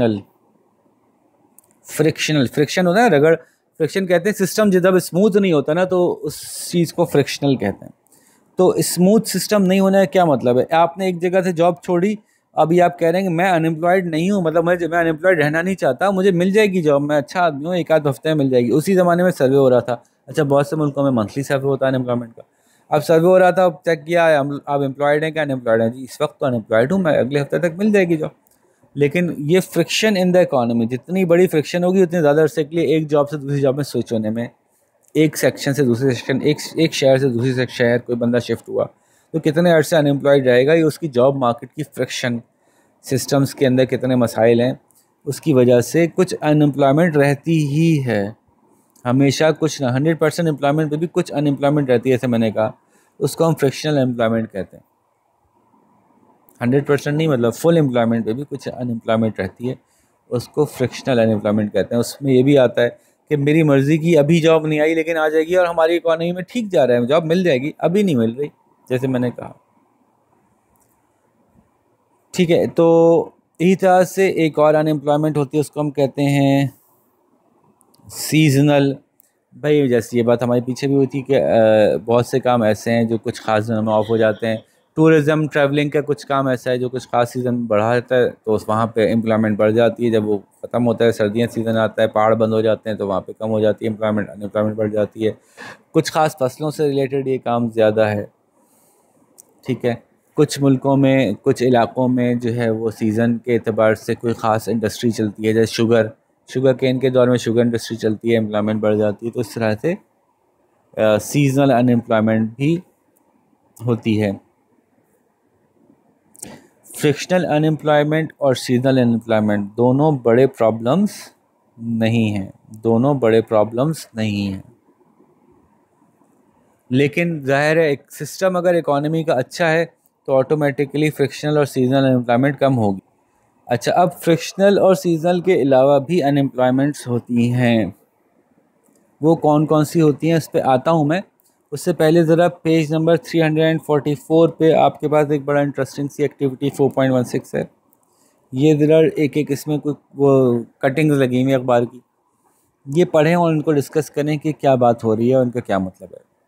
तब तक फिर हम आगे चलते हैं। यहाँ वीडियो पॉज कर लीजिएगा। अच्छा जी, पेज नंबर 345 पे अगर हम आते हैं तो other types of unemployment discuss होती हैं, जैसे कि डिमांड की वजह से, demand induced unemployment. Overall economy में डिमांड गिरेगी तो प्रोडक्शन गिरेगी, प्रोडक्शन गिरेगी तो एम्प्लॉयमेंट गिरेगी, यानी अनएम्प्लॉयमेंट बढ़ेगी। ठीक है, अब डिमांड गिरने की कई वजूहत होती हैं, लेकिन एक उसमें से सबसे कॉमन जो जो वजह है वो मैंने आपको बताई अभी, कि वो होती है बिज़नेस साइकिल। कि जब बिज़नेस साइकिल ऊपर की तरफ जा रही होती है तो इकोनॉमी में डिमांड ज़्यादा होती है, एम्प्लॉयमेंट खुद ब खुद बढ़ जाती है। और बिज़नेस साइकिल के टाइम पे ऑटोमेटिकली इकोनॉमी नीचे जा रही होती है, डिमांड नीचे कम हो जाती है, लोगों की परचेसिंग पावर कम हो जाती है। तो डिमांड इंड्यूस्ड जो अनएम्प्लॉयमेंट होगी, या डिमांड डेफिशिएंट अनएम्प्लॉयमेंट होगी डिमांड की कमी की वजह से, वो आमतौर पे घूम घूम के आएगी, आएगी जाएगी, आएगी जाएगी। तो इस सिचुएशन, इस तरह की अनएम्प्लॉयमेंट को जो ऊपर आती है फिर नीचे आती है, फिर ऊपर आती है फिर नीचे आती है इकोनॉमी की मूवमेंट के साथ, उसको कहते हैं सिक्लिकल अनएम्प्लॉयमेंट। ठीक है जी। फिर सिक्लिकल एम्प्लॉयमेंट के साथ एक और इम्पैक्ट है, एक और मसला है कि जितनी डिमांड गिरती है, फॉर एग्ज़ाम्पल 100 रुपीज़ से डिमांड गिर गई तो, या 100 गुड्स की डिमांड गिर गई तो प्रोडक्शन में स्लो डाउन आमतौर पे इससे थोड़ा सा ज़्यादा हो जाता है। प्रोड्यूसर ये देखता है कि वो फोर्सी कर रहा होता है कि आज 100 से गिरी है, कल 120 से गिर सकती है, परसों 150 से गिरेगी। ऐसा नहीं है कि जिस दिन गिरी मैं खटाखट सिर्फ उसी दिन अपनी प्रोडक्शन को स्लो डाउन करूँगा। प्रोडक्शन उससे निस्बतन ज़्यादा स्पीड से ये देखा गया है कि स्लो डाउन होना शुरू हो जाती है, जिसकी वजह से एम्प्लॉयमेंट उससे ज़्यादा रेट से गिरना शुरू हो जाती है। अब ये बताइए, जब एम्प्लॉयमेंट गिरेगी तो जो लोग अब अनएम्प्लॉयड होंगे उनकी डिमांड क्या होगी? उनकी डिमांड, उनकी अनएम्प्लॉयड होने से डिमांड और गिरेगी, डिमांड और गिरने से प्रोडक्शन और गिरेगी, प्रोडक्शन और गिरने से एम्प्लॉयमेंट।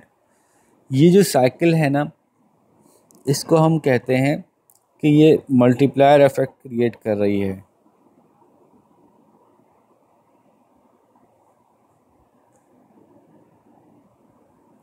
एक इस इफ़ेक्ट को समझाने के लिए आपके पेज 345 पे एक एक्टिविटी मौजूद है 4.17।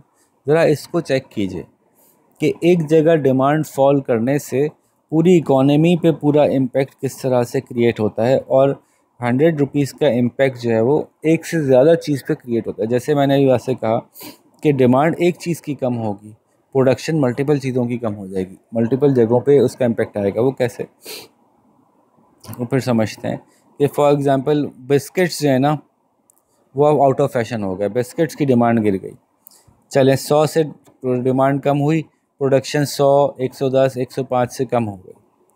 लेकिन प्रोडक्शन कम होने से लोग अनएम्प्लॉयड हो गए, अनएम्प्लॉयमेंट बढ़ी। तो अब इन अनएम्प्लॉयड लोगों ने सिर्फ बिस्किट्स की डिमांड ही कम नहीं करनी है, इन अनएम्प्लॉयड लोगों ने जो है ना वो जूस की डिमांड भी कम कर देनी है। तो अब जूस की डिमांड कम हो गई, जूस की डिमांड कम हो गई, जूस की प्रोडक्शन कम हो गई, जूस की प्रोडक्शन कम हो गई, जूस के लोग अनएम्प्लॉयड हुए, जूस के लोग अनएम्प्लॉयड हुए, उन्होंने और चीज़ों की डिमांड। ये है मल्टीप्लायर इफेक्ट, कि आपका ख्याल होता है कि मेरे एक चेंज से एक फैक्टर में ही चेंज आएगा, लेकिन वो मल्टीपल एरियाज़ को हिट करता है और उसका मैग्नीट्यूड मल्टीप्लाई होता चला जाता है। ये आपको एक्टिविटी 4.17 को डिस्कस करें अच्छे से, तो आपको ये बात अच्छे से समझ में आएगी। फिर आगे चलिएगा और उसके साथ साथ ही पेज नंबर 345 पूरा पढ़ लीजिएगा। आगे देखते हैं। तो अनएम्प्लॉयमेंट की एक वजह मैंने बताया सिक्लिकल थी, बिजनेस साइकिल्स के साथ साथ अनएम्प्लॉयमेंट होती है, कम होती है, बढ़ती है। अच्छा, ये प्रॉब्लम है तो गवर्नमेंट इसका हल क्या करेगी? गवर्नमेंट स्मूथ आउट करेगी, बिजनेस साइकिल्स कम से कम आएँ। तो उसके लिए हमने इकोनॉमिक ग्रोथ में डिस्कस किया है कि ऐसा कैसे होता है कि बिजनेस साइकिल का मैग्नीट्यूड कम हो जाए, रहेंगी तो बस मैग्नीट्यूड कम हो जाए। ठीक है, फिर एक और अनएम्प्लॉयमेंट है, वो बड़ी मसले वाली अनएम्प्लॉयमेंट है, इसको कहते हैं हम स्ट्रक्चरल अनएम्प्लॉयमेंट।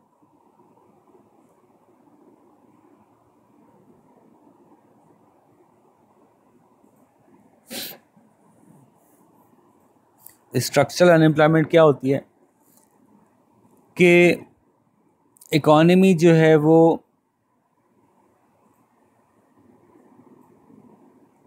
अपना स्ट्रक्चर में मूव कर रही है, ऐसी अनएम्प्लॉयमेंट क्रिएट हो रही है जो परमानेंट नेचर की है। डिमांड कुछ गुड्स एंड सर्विसेज की ओवरऑल शिफ्ट हो रही है। मिसाल के तौर पे आपकी इकोनॉमी के अंदर जो है वो अब ऐसा महसूस हो रहा है कि एग्रीकल्चरल प्रोडक्ट्स की डिमांड जो है वो कम हो गई है, या और आसान करते हैं, एक रियल टाइम दे देते हैं, आपकी इकोनॉमी में लोकल क्लॉथ की डिमांड कम हो गई, कपड़ा नहीं बिक रहा लोकली। क्यों नहीं बिक रहा? उसके बहुत सारे रीज़न हो सकते हैं। फॉर एग्जांपल, बराबर वाले कंट्री में बड़ा ज़बरदस्त सस्ता और अच्छा वाला कपड़ा दरियाफ्त हो गया, अब आपका लोकल फैक्ट्रीज़ में कपड़ा नहीं बिक रहा। कपड़ा नहीं बिक रहा तो फैक्ट्रीज़ अब डिमांड कम नहीं करेंगी, लेट आहिस्ता आहिस्ता करके ये बंद ही हो जाएंगी, ये बंद ही हो जाएंगी। इसी तरह से इकॉनमी मूव कर रही है। हमारे लेट सपोज वाटर रिसोर्सेज इस तरह से चेंज हो गए कि हम एग्रीकल्चरल से आहिस्ता आहिस्ता शिफ्ट करके हम इंडस्ट्रियल के ऊपर चले गए। अब जो वर्कर्स रिडंडेंट हुए होंगे एग्रीकल्चर के, जो मैं समझाना चाह रहा हूँ यहाँ पे स्ट्रक्चरल क्यों कहते हैं, कि एग्रीकल्चर के जो वर्कर्स रिडंडेंट हुए होंगे, जॉबलेस हुए होंगे, वो एक दिन में इंडस्ट्री में जाके वर्क नहीं शुरू कर देंगे, क्योंकि उनकी ट्रेनिंग उस तरह से है ही नहीं। वो जो क्लोथ इंडस्ट्री के वर्कर्स हैं, कॉटन टेक्सटाइल इंडस्ट्री के वर्कर्स हैं, वो जो सिलाई की मशीन चलाते हैं, जब वो पूरा सेक्टर ही क्लोज हो जाएगा या उसमें जॉब्स बहुत कट हो जाएंगी, तो उन लोगों को कहीं और जॉब तलाश करना बहुत मुश्किल हो जाएगा।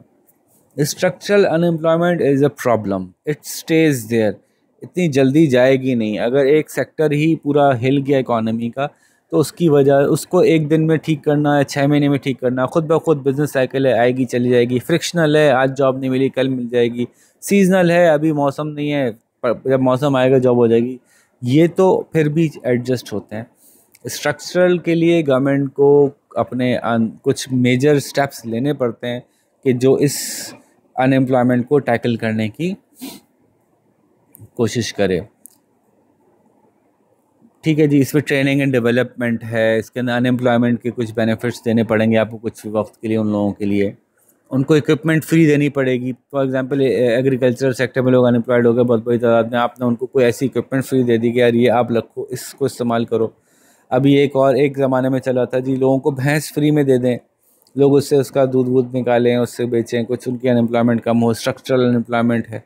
या खैर, भैंस को देने का एक वजह सीजनल अनएम्प्लॉयमेंट कम करना भी था कि भैंस तो सारा साल की फसल है ना, मतलब सारा साल की प्रोडक्शन है आपकी। जो फॉर एग्जांपल आप सिर्फ गन्ना उगाते हैं, तो जब गन्ना उगता है तो आप काम करते हैं, बाकी वक्त बैठे रहते हैं, तो उस वक्त अपने भैंस को इस्तेमाल करें, भैंस से दूध निकाल के बेचें, उससे अपनी सीजनल एम्प्लॉयमेंट भी कम कर लें। तो स्ट्रक्चरल अनएम्प्लॉयमेंट को, जैसे मैंने कहा, कम करने के लिए सालों लग जाते हैं। गवर्नमेंट ट्रेन करती है, लोगों को डेवलप करती है, आहिस्ता आहिस्ता लोग उसके आदी होते हैं, और फिर वो इकॉनमी का पूरा या मार्केट का पूरा फेस चेंज होता है, नए तरह की मार्केट आ जाती है, नई चीज़ें एक्सेप्ट हो जाती हैं।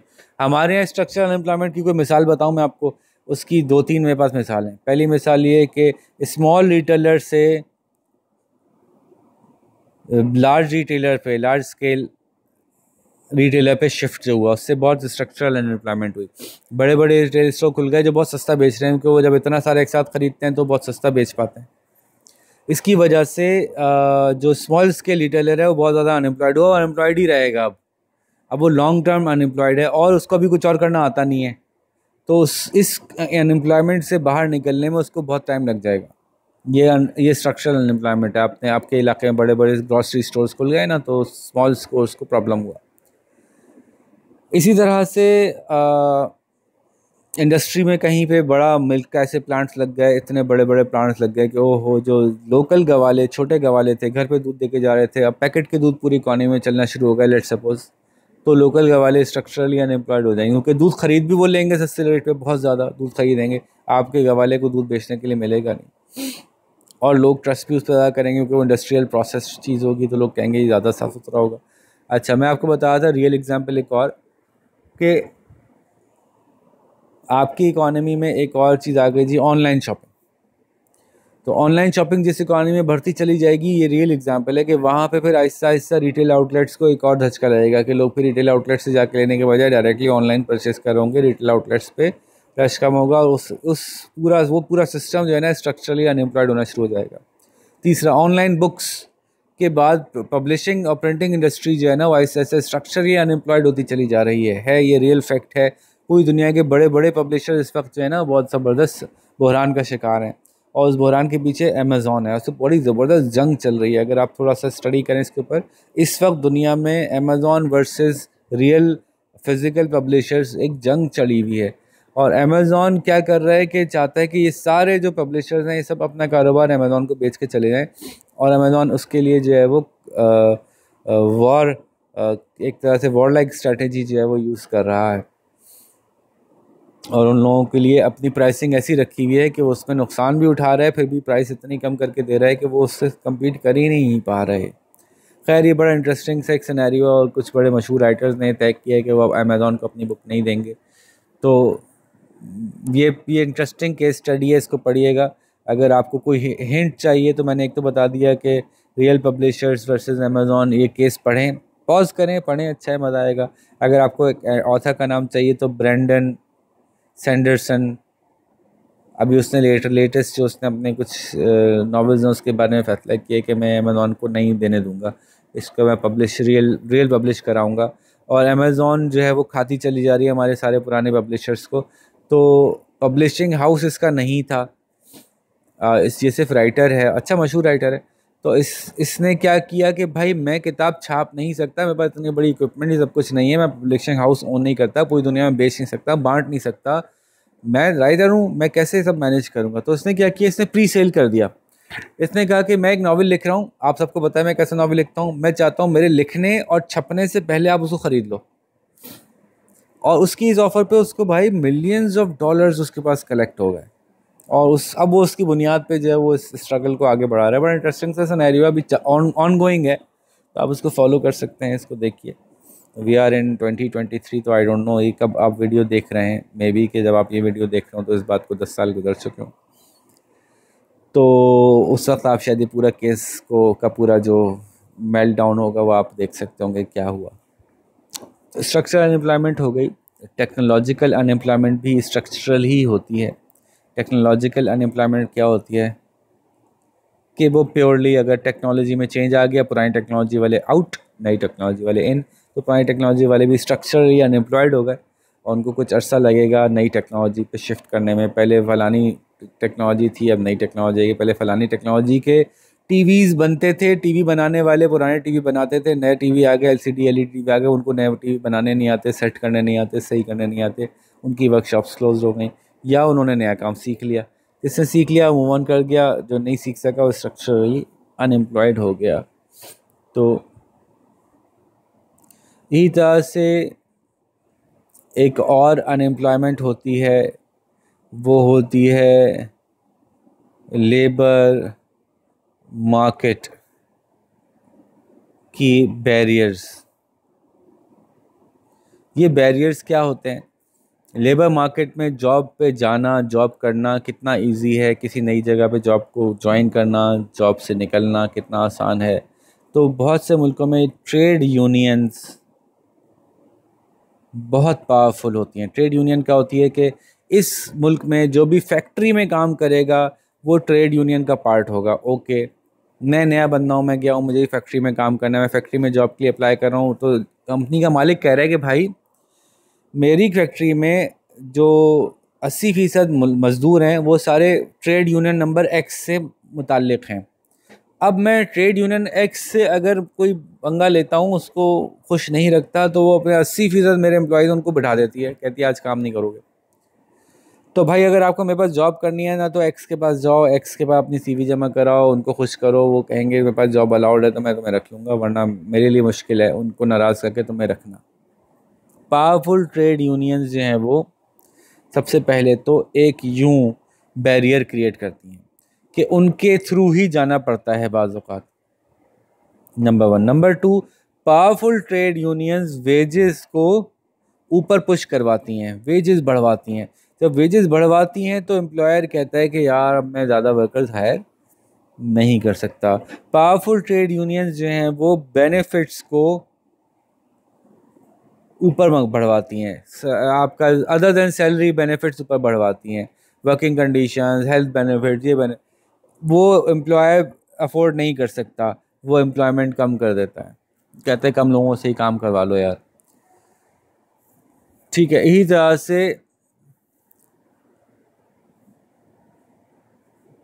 गवर्नमेंट के कुछ ऐसी रेगुलेशंस हैं, गवर्नमेंट रेगुलेशंस जो ज़्यादा होने की वजह से कॉस्ट ऑफ हायरिंग लेबर बढ़ जाती है, जिससे कि अनएम्प्लॉयमेंट बढ़ती है।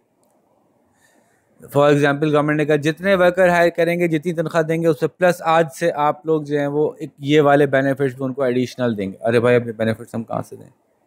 उन लोगों का ये भी कराएंगे, मेडिकल भी कराएंगे, फलाने भी। तो जितने गवर्नमेंट के रेगुलेशंस बढ़ेंगी वो भी जो है वो मजबूर करेंगी। लेबर मार्केट बैरियर्स की बात हो रही थी ना, तो लेबर मार्केट में सब कुछ है, गवर्नमेंट का रूल्स एंड रेगुलेशंस भी शामिल है, तो वो भी मजबूर करेंगी कि कम लोग एम्प्लॉयड हों। मिनिमम वेज, गवर्नमेंट के रूल्स और लॉज में से एक लॉ है मिनिमम वेज। ये सब तफसील आपकी किताब में हेडिंग वाइज लिखी हुई है, मैं सारे टेक्निकल जार्गन आपको एक्सप्लेन करता जा रहा हूँ। मिनिमम वेज क्या होती है कि एक कंट्री कहता है कि अगर आप किसी को एम्प्लॉय करेंगे, अभी हमारे मुल्क में कम अज़ कम वेज तो 30,000 है, 30,000 से कम पे हायर ही नहीं कर सकते। अब मेरे पास एक काम है, मैं 25,000 दे सकता हूँ, उससे ज़्यादा दे नहीं सकता, अब मैं उसको हायर ही नहीं करूँगा। नहीं यार मैं क्या करूँ, मैं या फिर मैं उसको अनऑफिशियली हायर करूँगा, चुप छुपा के हायर करूँगा, बताऊँगा नहीं, रिकॉर्ड में कुछ लिखूँगा, हायर कुछ करूँगा, या करूँगा ही नहीं। मिनिमम वेज बढ़ाएंगे, मैं एम्प्लॉयमेंट कम कर दूँगा, नेचुरली मार्केट में ये होगा। फिर एक और चीज़ होती है मार्केट, जॉब मार्केट के हवाले से ही लेबर मार्केट में लेबर मोबिलिटी और इमोबिलिटी। आपके मुल्क में, शहर में, इलाकों में कितना आसान है कि लेबर एक जगह के लेबर दूसरी जगह जॉब कर सकता है? नहीं कर सकता। अगर आपका communication system, road network, travelling system इतना अच्छा है कि आपके यहाँ लेबर ट्रैवल कर सकता है इजीली, तो उसकी एम्प्लॉयमेंट बढ़ती है। जैसे कि मैं कहूँ कि मैं क्लिफ्टन में एक बंदे को काम चाहिए, मैं बंदा जो है वो फेडरल एरिया में मेरा काम कारीगर है, तो वो कहेगा नहीं यार मैं नहीं जा रहा, बड़ा कॉस्टली है यहाँ से वहाँ रोज़ जाना रोज़ आना। तो यूँ उसके पास काम ऑफर तो हो रहा होगा, लेकिन वो जाके कर नहीं सकता। नवाब शाह में काम आया, अरे यार नवाब शाह कौन जाए, 5 घंटे 6 घंटे, सड़क बड़ी ख़राब है यहाँ से जाने वाली। तो अगर आपका इंफ्रास्ट्रक्चर अच्छा होगा कम्युनिकेशन और ट्रैवलिंग का, तो ऑटोमेटिकली लेबर की मोबिलिटी बेहतर हो जाएगी, लेबर का मूव करना बेहतर हो जाएगा। जहाँ लेबर की मोबिलिटी बेहतर होगी, एक जगह दूसरी जगह जाना लेबर के लिए आसान होगा। आपको पता है कि बाहर के कंट्रीज़ में चूँकि रोड्स अच्छी बनी हुई हैं जनरली, तो अक्सर लोग, चूँकि शहर में रहना बड़ा महंगा पड़ता है, अक्सर लोग शहर से बाहर रहते हैं और वो जॉब करने के लिए शहर में आते हैं, और फिर रोज़ाना शहर में आते हैं, रोज़ाना शहर से बाहर जाते हैं, रोज़ाना शहर में आते हैं, रोज़ाना शहर से बाहर जाते हैं। और उनके यहाँ इस तरह के नेटवर्क्स बने हुए हैं, उनके पास train system, subway system, motorway system इस तरह के बने हुए हैं कि लोग इजीली ट्रैवल करके अपनी मोबिलिटी बढ़ाने की वजह से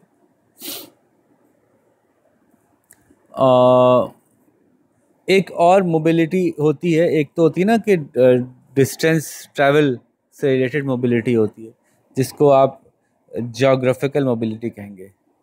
जियोग्राफिकल, जो मैं कह रहा हूँ डिस्टेंसेस की वजह से। एक और इमोबिलिटी होती है, उसको आप कहते हैं ऑक्यूपेशनल इमोबिलिटी। बड़ी इंटरेस्टिंग है। ऑक्यूपेशनल इमोबिलिटी का मतलब है कि भाई तुम ये वाली जॉब कर रहे थे, ये तो नहीं मिल रही, वो वाली मिल रही है, ये कर लो। नहीं यार ये तो मुझे नहीं आती। तो बाज़ औक़ात बाज़ इकोनॉमीज़ में, बाज़ राष्ट्रों में लोग क्रॉस प्लेटफॉर्म ट्रेंड होते हैं। यार मैं जो हूँ ना वो मज़दूरी भी कर लेता हूँ, मैं पेंट भी कर लेता हूँ। अच्छा भाई, तो टेक्निकली क्रॉस चीज़ों के लिए ट्रेंड होने की वजह से आपकी ऑक्यूपेशनल मोबिलिटी कम हो जाती है। अगर आप एक ऑक्यूपेशनली इमोबाइल हैं, इसका मतलब है कि आप एक काम तो कर सकते हैं, दूसरा नहीं कर सकते। टेक्निकली आप कम चीज़ों में एक्सपर्ट हैं, तो ये आम तौर पे देखा गया है कि जो ऐसे जो शहरी इलाके हैं ना, वहाँ के लोग ज़्यादातर एक से ज़्यादा चीज़ों में मोबाइल होते हैं, एक से ज़्यादा चीज़ों में ऑक्यूपेशनली मोबाइल होते हैं, उनको चीज़ें ज़्यादा करने की आदत होती है। वो इलेक्ट्रीशियन भी वही होगा, प्लम्बर भी वही बन जाएगा, थोड़ी देर के लिए।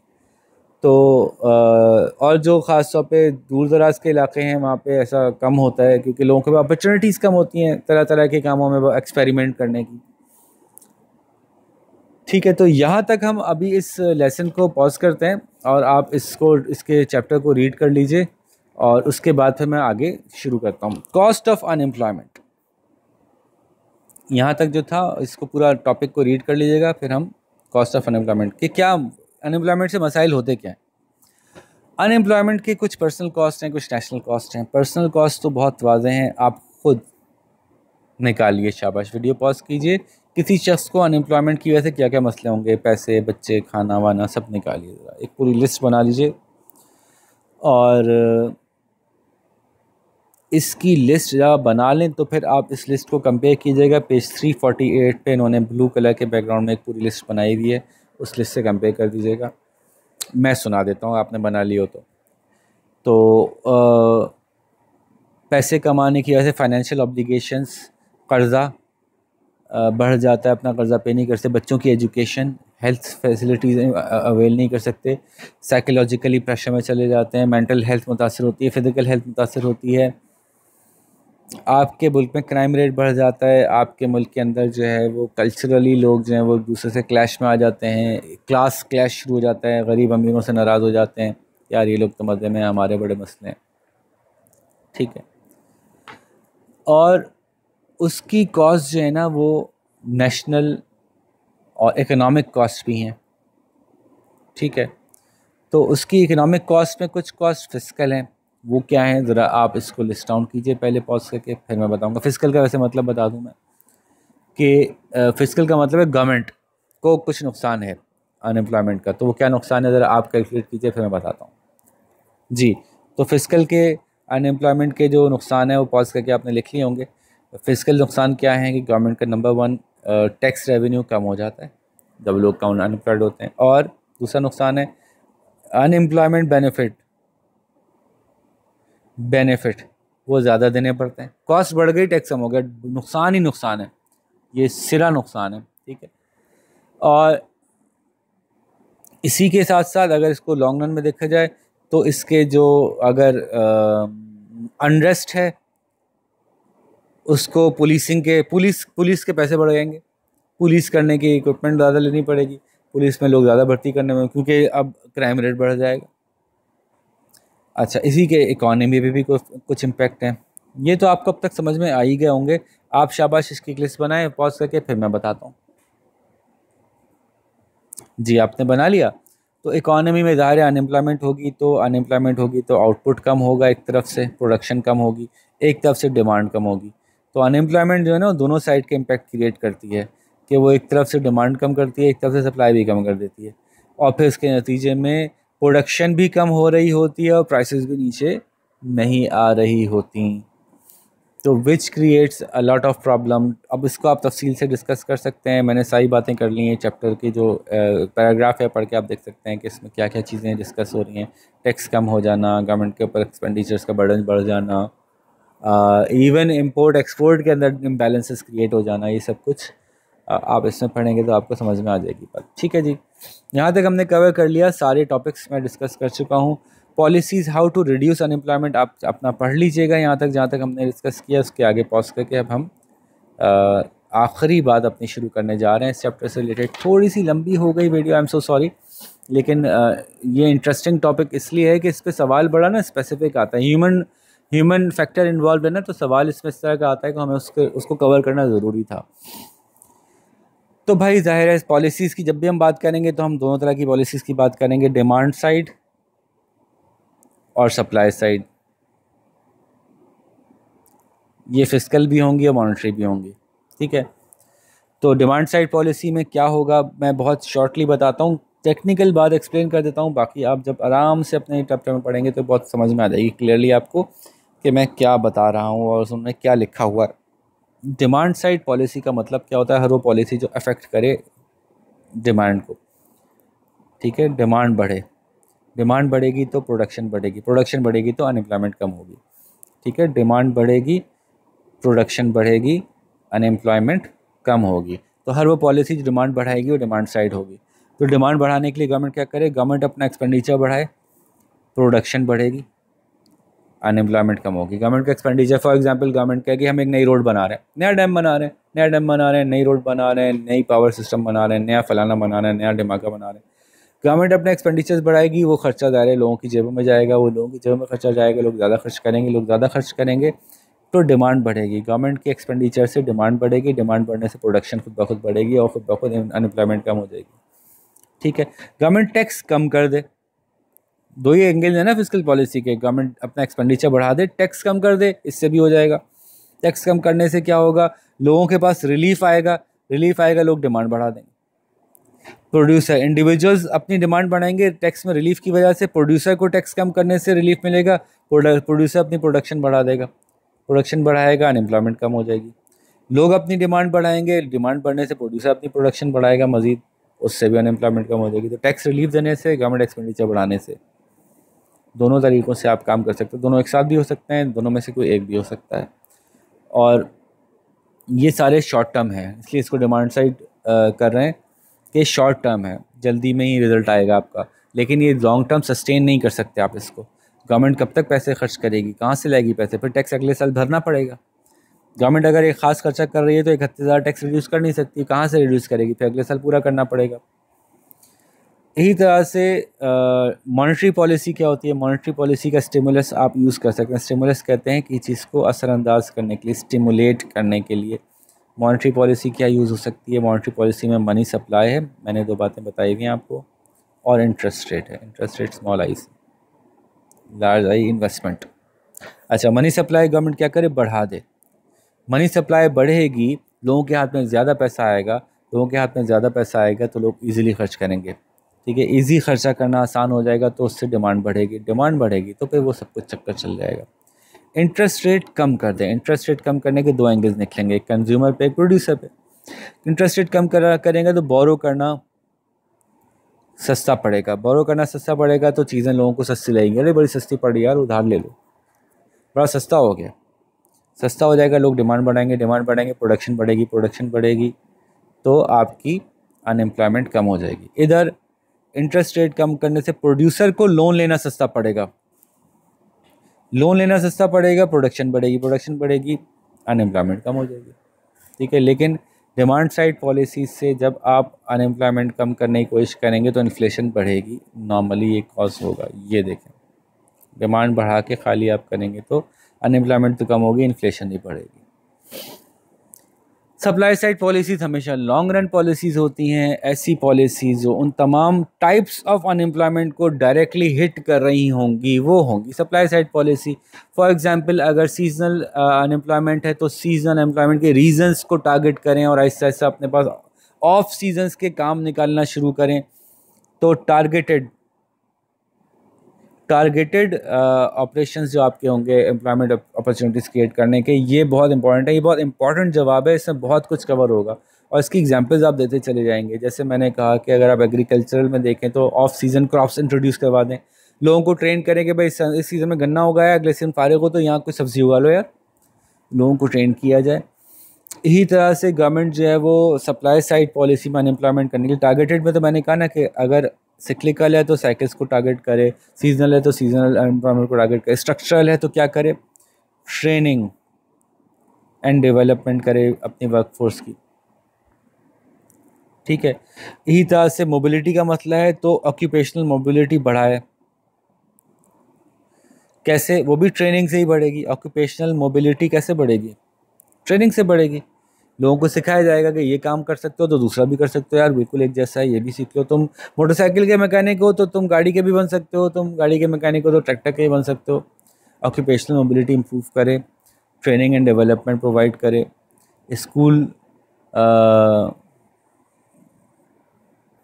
स्कूल के अंदर स्कूल एजुकेशन में ट्रेनिंग को एंगेज कर दे, स्कूल एजुकेशन में स्कूल से फारिग होने की एज थोड़ी सी बढ़ा दे कि लोग ज़्यादा चीज़ें ट्रेन करके जा रहे हों।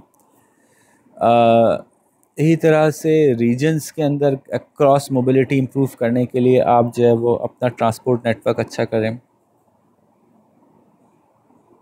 ये लॉन्ग रन काम है ना, एक दिन में ठीक नहीं हो सकता नेटवर्क, एक महीने में, एक साल में नहीं हो सकता। ट्रेन्स, ट्राम्स, मोटरवेज, ये एक साल का काम नहीं है, 10-10 साल के काम है। इसलिए इसको सप्लाई साइड पॉलिसी में लिखना है। लॉन्ग रन इम्पैक्ट इसका होता है, लॉन्ग रन में ही नतीजा निकलेगा। ठीक है, इसी तरह से आप जो है वो किसी ख़ास रीजन को सब्सिडाइज कर दें।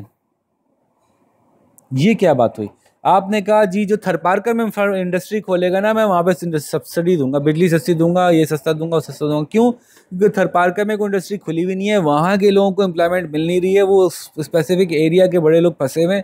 वहाँ पे अगर मैं इंडस्ट्री खुलवा दूंगा सस्ती करवा के, तो ऑटोमेटिकली वहाँ के लोगों को वहीं एम्प्लॉयमेंट मिल जाएगी। तो एक तरह से उनका जो मोबिलिटी का मसला वो ख़त्म हो जाएगा। तो यूँ रीजनल सब्सिडी देते हैं आप जो है वो एम्प्लॉयमेंट सब्सिडी एक्स्ट्रा देते हैं। बाज़ औक़ात ये भी महंगी पड़ती है, लेकिन खैर एम्प्लॉयमेंट सब्सिडी देते हैं।